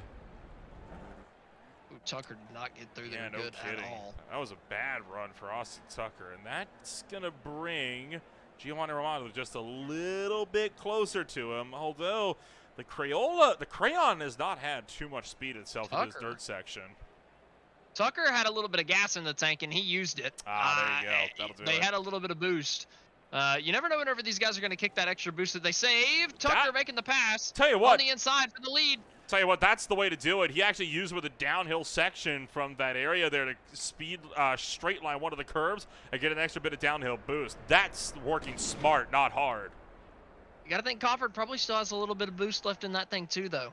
He may have saved a little bit off the beginning. You never know how much gas these guys have left in the tank for that little bit at the end if they keep it close. Does that come in handy later? Did Tucker use this a little bit too quick? We'll have to wait and see. The speed slowly building. Crawford inching ever closer as he is really braving these corners, putting that car right on the edge. The semifinal win within striking distance now as he closes right to the gearbox. Oh, and they both had to put in the clutch and turn on the gas again as they both stalled out. Oh, they're pushing it for everything they've got. They're sputtering. Crawford takes it back. Oh, no! He's off! Oh, no. He's off big! Tucker takes the lead. What about Romano? Romano takes the transfer spot. Crawford's all the way behind Beckman. Oh, my goodness. It's huge. Huge heartbreak for Crawford. That might be it. Oh, that might be it for him. He's going to need a mistake out of Beckman and Romano for him to have a chance. Beckman's in his sights, actually, so he's going to need a mistake from Romano or Tucker. Tucker got close to making one. Well, there's one. Beckman did not fight Crawford at all there. It's going to be tough. He's got to make up 13 seconds. He's got half the track. I don't know. He's going to need a mistake from one of these other two.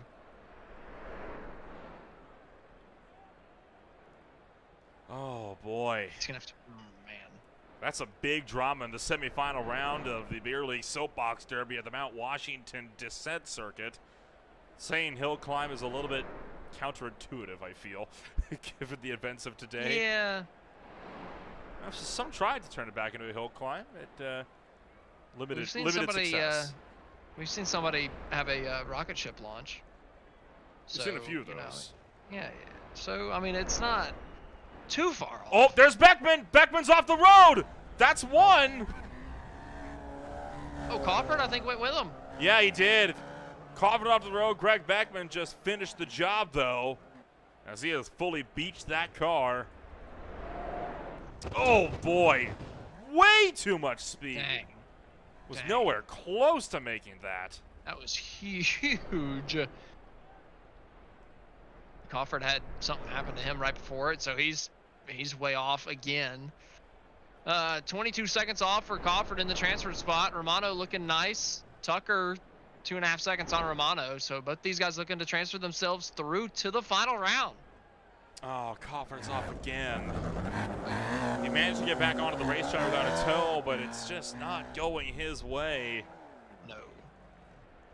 He's gonna need a huge off from Romano or Tucker at this point. There's not a lot of racetrack left. There's still some tough spots, but it's gonna take a miracle. About a fifth of the circuit to go. Romano's been steadily catching up to Austin Tucker as well. I'm not sure how eager Tucker will be to fight it out with Romano, considering the fact that they are both secure into their position. I don't know if he'll want to fight this too much. Yeah, the gap is so big. You gotta let it go, right? You don't want to fight that. There's no reason to. I mean, if he catches up to you, I mean, Romano might not even fight it himself. He might get up to you and not press the issue. You've got the 28 second lead over Crawford. Well, he's got the gas. He's got the gas for it, and he's gonna take it. Oh, Crawford's off again. Well, Romano almost took them both out right there with Austin Tucker not knowing where to go. Well, Crawford is just taking the big toe, so he is done. Beckman's still out there, but it looks like the two transfers are going to be Romano and Tucker. Unless they both have a monumental off, which allows Greg Beckman to reel in the gap. But with there only being a couple of turns left, I don't see that being the case. So you're asking for a lie here. Yeah, no kidding. There we go, across the line. Romano takes it, Tucker second. And your final is set. That was Good huge. grief. Oh my gosh. No kidding. Yeah. You ever seen a popsicle fly like that? You know, funnily enough, no. Flying popsicles is not something I see on a daily basis. I don't think I've seen one fly like that either. All right. Well, we are setting ourselves up for the final round this afternoon. Only one more race to go. Babcock, Dupuis, Romano, Tucker, all getting set to line themselves on up for what will be a very intense final outing here at the Mount Washington Hillclimb circuit on the descent layout. Who's gonna win it? The only race the entire night where who gives a crap about second? Every other race you wanted second. Second place was great. I love second place. Tonight, or for this race, that's all out the window. You want to win it. That's all that matters.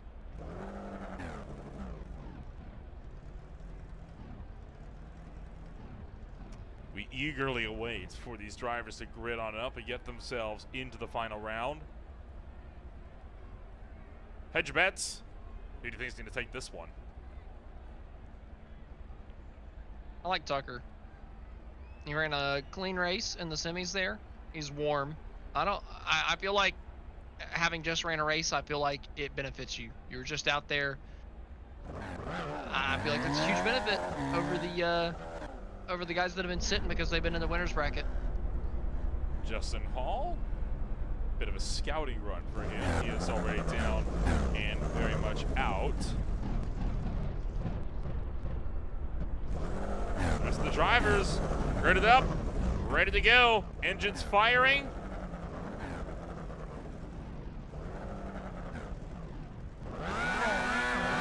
We're off! The final round, Tucker stalls it! He stalls it right off the line! Romano under fire by Matthew Dupuis, and it's a mad scramble down the hill right now. And it looks like it could be Jordan Babcock to take the lead, but Dupuis is going to turn it around, and Babcock's off the road. Babcock's done and out. He has completely gone off at the beginning of the circuit, down to the first corner, 2 wheels off, hit a boulder sticking out, and he is completely done. Tough break for Babcock. Still 3 racers going at it for the top 3 positions. Babcock having to restart at the very top of the hill. Huge downer. Dupuis leading the way. Babcock getting the car back rolling. He is not out yet as the field thundering back down the mountain for the final time tonight. Dupuis trying to see if he can't keep Romano and Tucker behind. There's no more transfer spots. It's now winner takes all. Dupuis leading the way, but the second and third not really letting them get anywhere. Like I said, second doesn't matter. Tucker fighting like it doesn't, trying to get to the outside. Dupuis spins it. Dupuis goes a little bit too far inside. I think Tucker put him off. Oh, and Tucker up and over. Tucker goes flying, does a pirouette through the sky, and goes down the mountain. He has to take a reset. Dupuis beached on the side of the road, and now Romano has it made. He's slowing, though. He is very slow on the racetrack. Romano tiptoeing agonizingly slowly, might be waiting for his opponent so he can have a little bit of a fight here in this one. Oh, I think he feels bad. He turned Austin Tucker for that one. Oh, yeah, he did. I think he feels a little bit bad. He thinks he may have done Tucker a bit dirty, so he is waiting to redress. Does not want to take a win like that. But again, look at the height that this car gets. Yeah, he's definitely waiting on Tucker, and that's allowed Babcock to get up to Tucker. He's not too far back from Tucker now, only about a second and a half. And then Dupuis, he had to reset all the way at the top of the mountain for some reason. So he took a big reset. And so he's way behind. But I think we're going to still have 3 cars fighting for it as Romano is letting Tucker catch back up. And Babcock, like I said, not too far behind. All right, here we go. Romano lets Tucker through. The race is back on. The problem is now Tucker's got all that momentum down the hill, and Romano's got to try to build it up again. So he's giving Tucker the lead and then some. Yeah, second and a half. Nothing you can do about it whenever you don't have any fuel in the tank, right? Romano doing good, but no good deed goes unpunished. But to be fair, that's kind of your punishment for wrecking the guy, I suppose. Tucker has kind of been shaky entering the dirt all night. This time, I feel like he's taking a little bit better line. Romano still gains, though, through the entry. And I feel like he's carried a little bit more speed coming out of the corner. He might have a decent run, but I think Tucker might have had a little bit in the gas. He climbed the hill pretty decent. Ends up picking up a little bit of speed over Romano coming down the dirt section of the mountain. Oh, Romano's faltering more. Here comes Jordan Babcock looking to make the run for the number 2 spot at the base of the gravel. Oh, not the gravel, the dirt section here. Looking to make their way back out onto the asphalt. Will Babcock dare to make a pass in the dirt? Haven't really seen that too much tonight, and the few times we have, it's either gone wrong or it's been through some extremely sketchy means. Looking like Jordan Babcock's going to be patient and wait for pavement. Yeah, they are losing some time, though. Down to 4 seconds off of Tucker. But I got to say, Babcock, you wouldn't have thought that he would be back in this race, but everybody up at the front made mistakes or got caught up in something, and now Babcock is back in the top 3 and within 3.5, 4 seconds of the race lead. So Babcock, who we thought threw this thing right off the start, he's within a fighting chance, man. He's got a shot. And the driver to Erie, Pennsylvania, really looking to hound down Giovanni Romano, but Austin Tucker is well away for the both of them, and I'm not seeing anybody catching up to Tucker without some sort of huge incident befalling your overall leader right now. You see Jordan Babcock trying to find gears. Going to put the gas in, trying to get a little bit more pace on Romano as he works his way down the hill. And forced to shut it off once again as he is doing the chasing. Romano, though, pulling away. You just pick up so much speed, not having to do anything to it, holding the wheel as straight as possible, coming down here, not scrubbing any speed, just absolutely flying. Babcock picking up speed, gaining time. They were both losing on Tucker at the top of the hill. Both of them starting to gain ever so slightly. Tucker making some mistakes. I'm seeing him go off-road as I'm watching him on another screen. I mean, it's tight between all these guys, cutting every single corner tight. You see Babcock really close on a couple of these There's a couple Tucker of up the spots road. This Yeah, I fight's mean, back on. I'm telling you, the fight for the lead is not done. We're just halfway. Oh, It is Tucker's tight. off! Oh, Tucker's off the road! Tucker's gone. He's got to completely reset. Oh, no. Babcock's off. Babcock has wrecked it too. Oh, boy. That's at a fast corner to the circuit. Giovanni Romano's dumped it as well. Here comes Tucker with a huge hit as Stevie Ray takes the lead.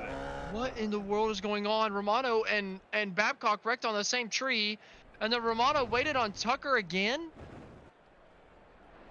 I think so. I don't think we're going to be able to get a look at what happened. There just didn't. It happened all too quick, but Tucker takes up the lead. Babcock off the road again. So this fight still between Romano and Tucker, with Romano heading up the way. Oh, he's off the track again. Can he save it? He's just able to get the nose in there. Huh. So now I don't know how to describe it, but it's now a two-way fight between Tucker and Romano, who are 2 seconds apart. Tucker's got the lead. Babcock now 25 seconds back. He's going to need something huge to happen to the front two. We got about a third of the racetrack left, 30% of the race. It's going to be tough, but with the mistakes we've seen so far, I wouldn't count Romano out.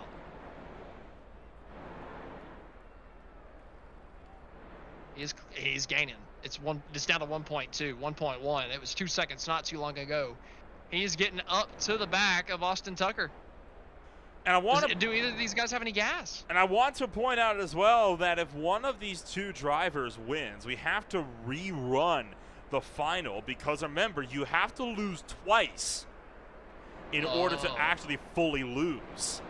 So there's still another chance that we could get another final to really close this thing out. This is extremely intense. Romano with a big drive. Whoa. He's backing off, though. He doesn't want to overtake Tucker, it looks like. That is just waiting for an opportune moment. There's got to be. I might have just tightened up there so he didn't want to do anything, but I don't know. I'm shocked he didn't. Maybe he knows this is okay. Them just finishing in the top two like this is exactly what they need. Right, like if Romano wins the next one, is he just the winner? Waiting. Period. He knows that Tucker has gas.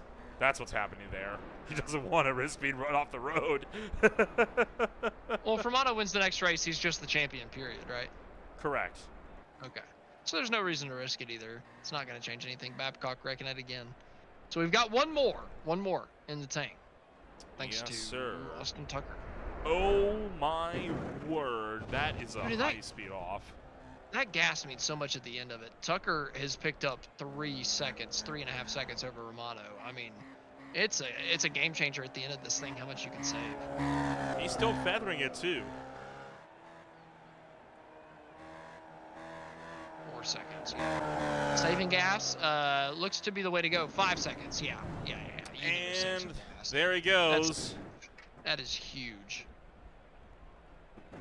Still tumbling. There we go. And there's Romano to join him. The crayon goes flying. I've thrown a couple like that in my day. So we're gonna have flashbacks. So we're gonna rerun the final then, because remember, you have to lose twice in order to get yourself down and out.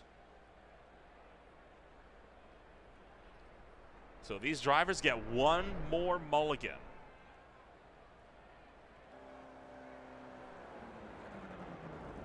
The final. The final. It's the final. I like that. Yeah, the final. What you guys just watched? That was the final. Now we're going to the final. The same exact guys on the same exact track, but this time, the final.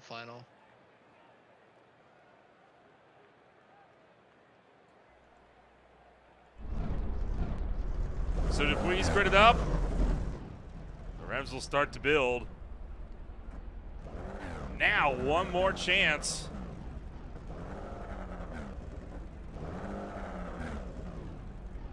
Who's it gonna be? I actually don't know. It could really be anybody. We've seen that before. And all of them wrecked in the last one, right? Here we go. They are off right now. Dupuis with the head start. He'll take the whole shot through turn one. Tucker second. Romano faltering back in third. Dupuis using that gas early to try and get us over the big gap with the rest of this field. Babcock picks up second. Tucker drops to third Romano down to 4th, so your 1-2 finishers now run 4 and 3. I really think running safe in the early going and just saving gas is the way to go. What we've seen at the end of this course, having some gas in the tank to push this thing down at the end is worth so much time. I just feel like saving it's huge, and I think Romano backing it up at the very beginning, running 4th, not taking any risk. As long as he keeps all 4 wheels on the track, I like the strategy.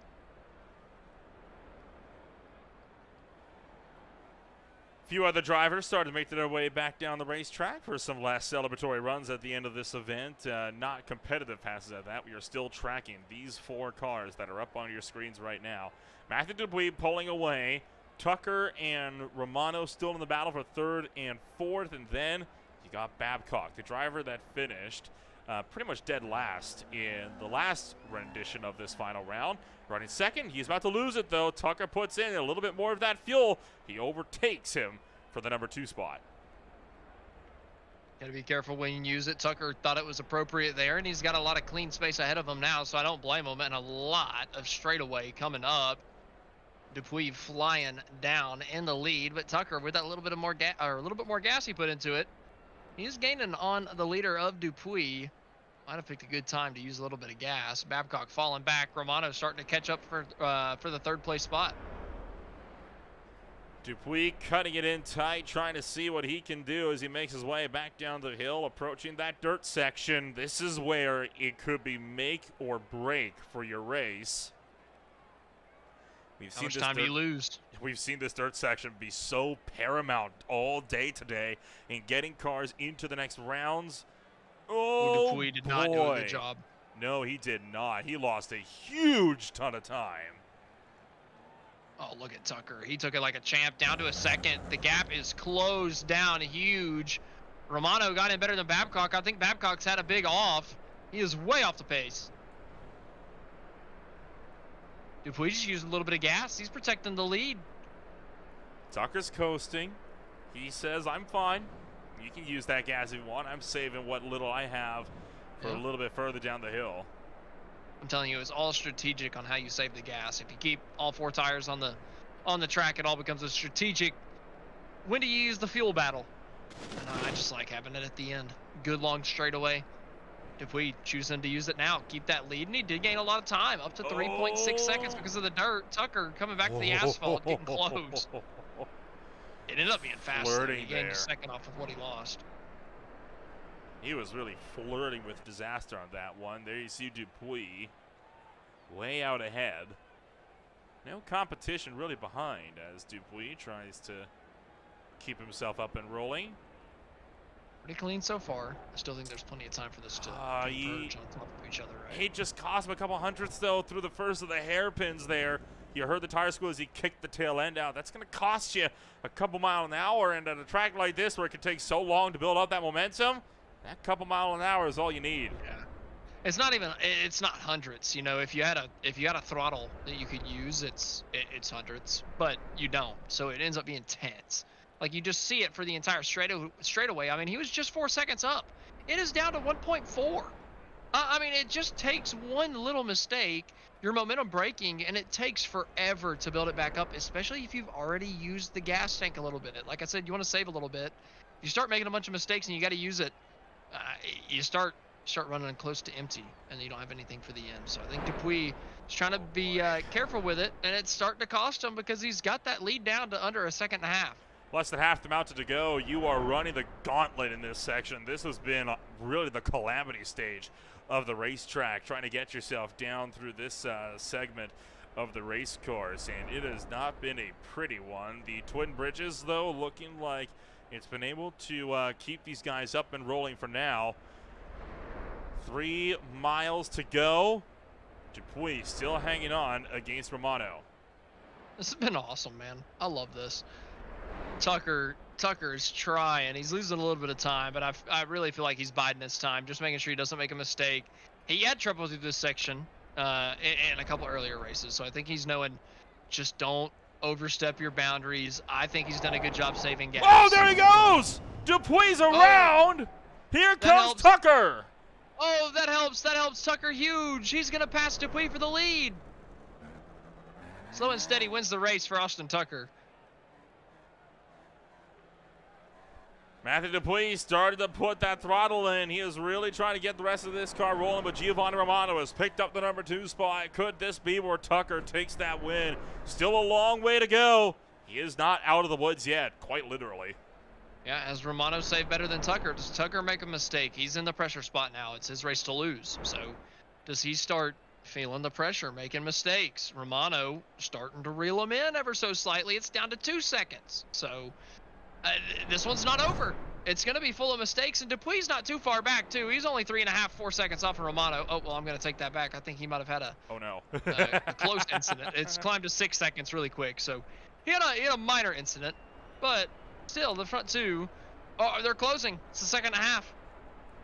And I think Romano did better than Tucker on gas. So this is going to be close coming to the line. On board with Giovanni Romano, just 2/10 of a mile to go, or 2/10 of the circuit to go. We are absolutely coming down to it. Romano still closing. I'm telling you, it's going to be a battle of who saved the most gas.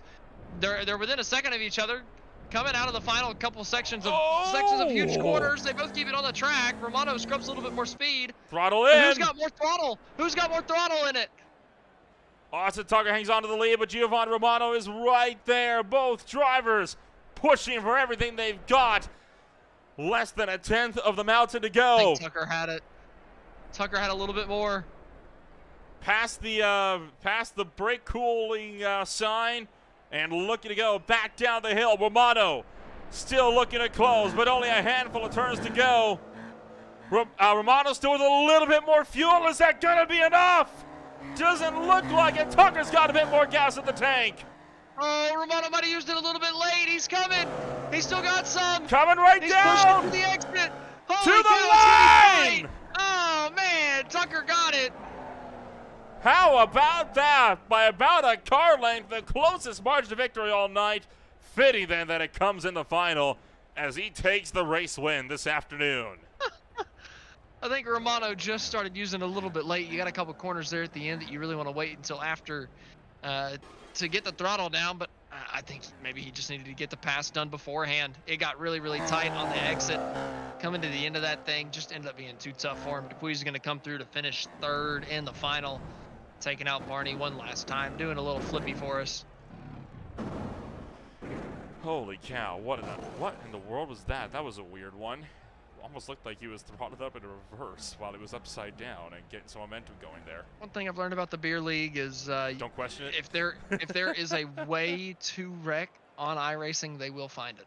They will find a way indeed. Well, with all of that said and done, you've got yourself the official race results here at the end of the night. We will not have a graphic for you, but we will be able to tell you who won this one out in the final, and it went all the way down between Austin Tucker and Giovanni Romano. Romano took the second place spot. Tucker just hanging on for the win. What a wild ride right at the end. Dupuis picks up third. Jordan Babcock forced to resign himself down to a fourth place finish at the end of the night. Let's take a rundown. Let's give a quick chit chat here with some of your race winners here. We'll talk to the top three in the final round here this afternoon. And we'll let you kick it off first and foremost with Austin Tucker, the man himself, coming home and taking the win by the smallest of margins.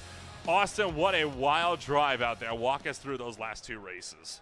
Oh man, that was absolutely wild. So Gio and I knew that we just had to finish 1-2 to have a shot in the actual final.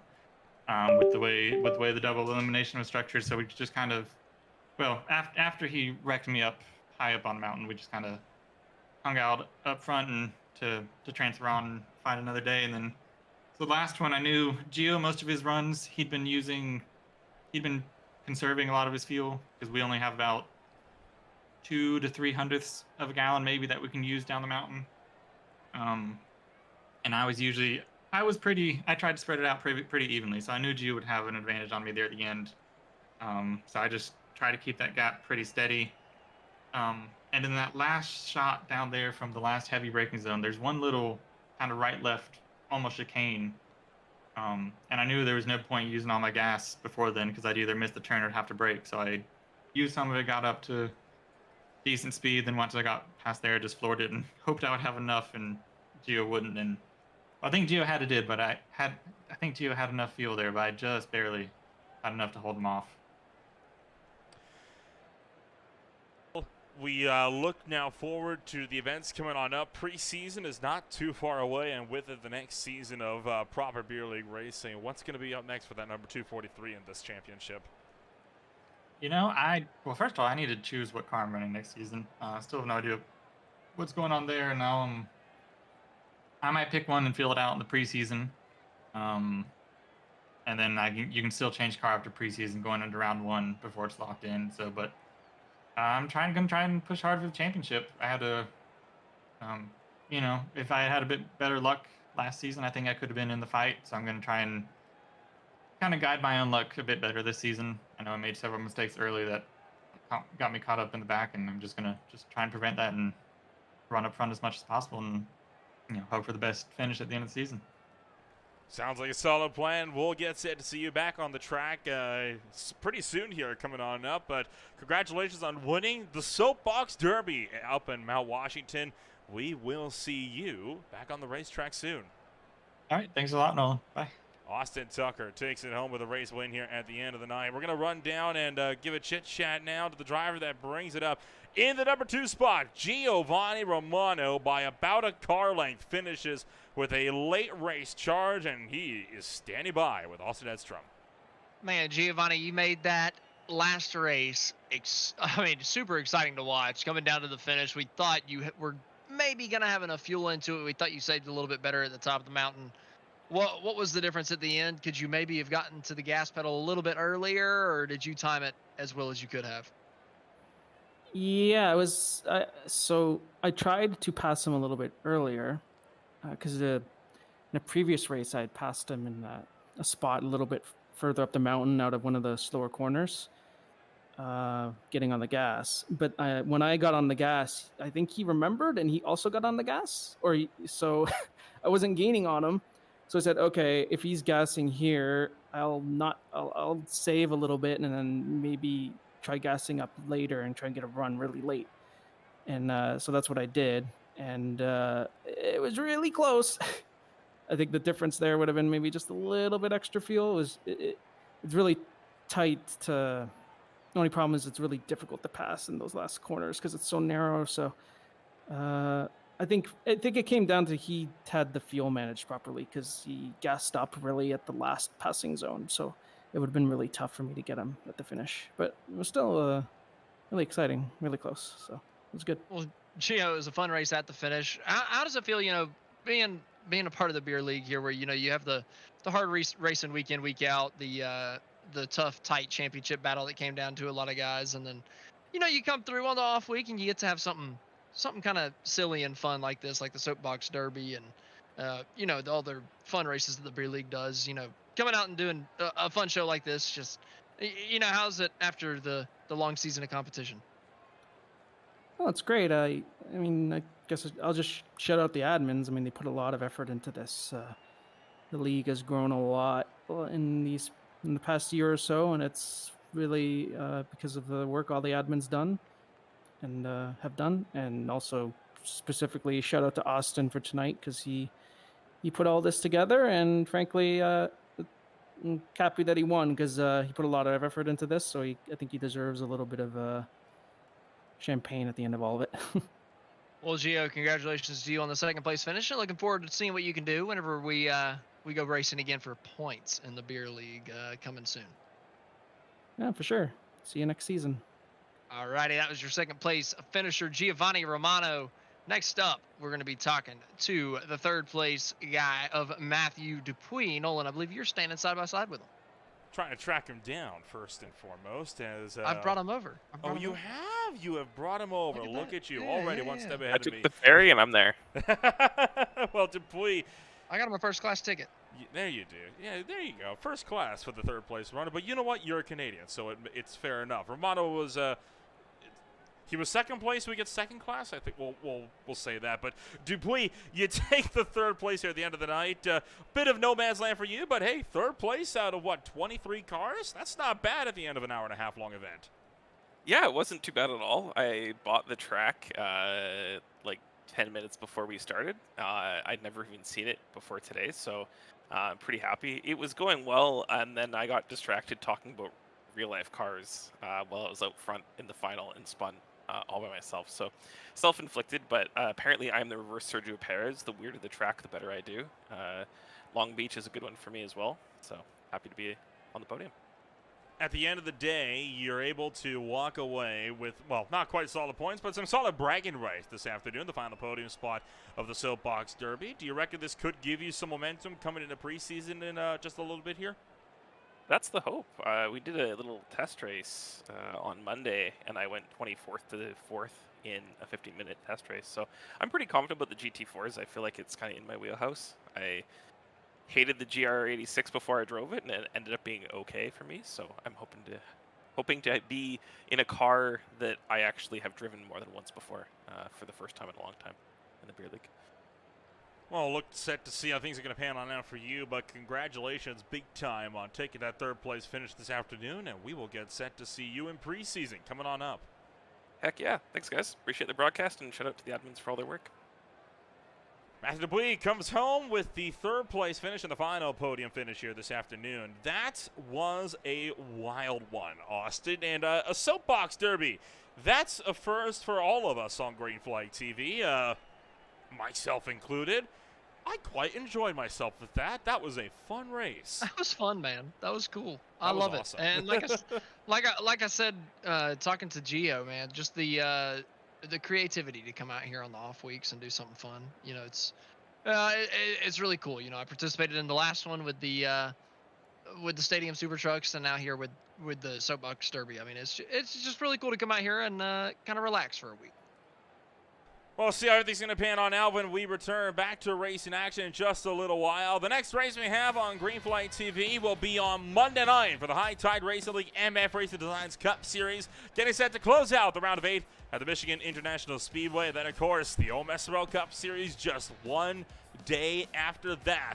We'll be back in action when they get set to swing out to their next race of the season down at Texas Motor Speedway. For now, we want to wish all of you a happy Wednesday night. My goodness, what a night. We'll get set to return to the beer league action before too long with the preseason race. For now, my name is Ola Pample, alongside Austin Edstrom. Thank you so much for joining us. We'll see you when we return on Wednesday night, sorry, later down the line.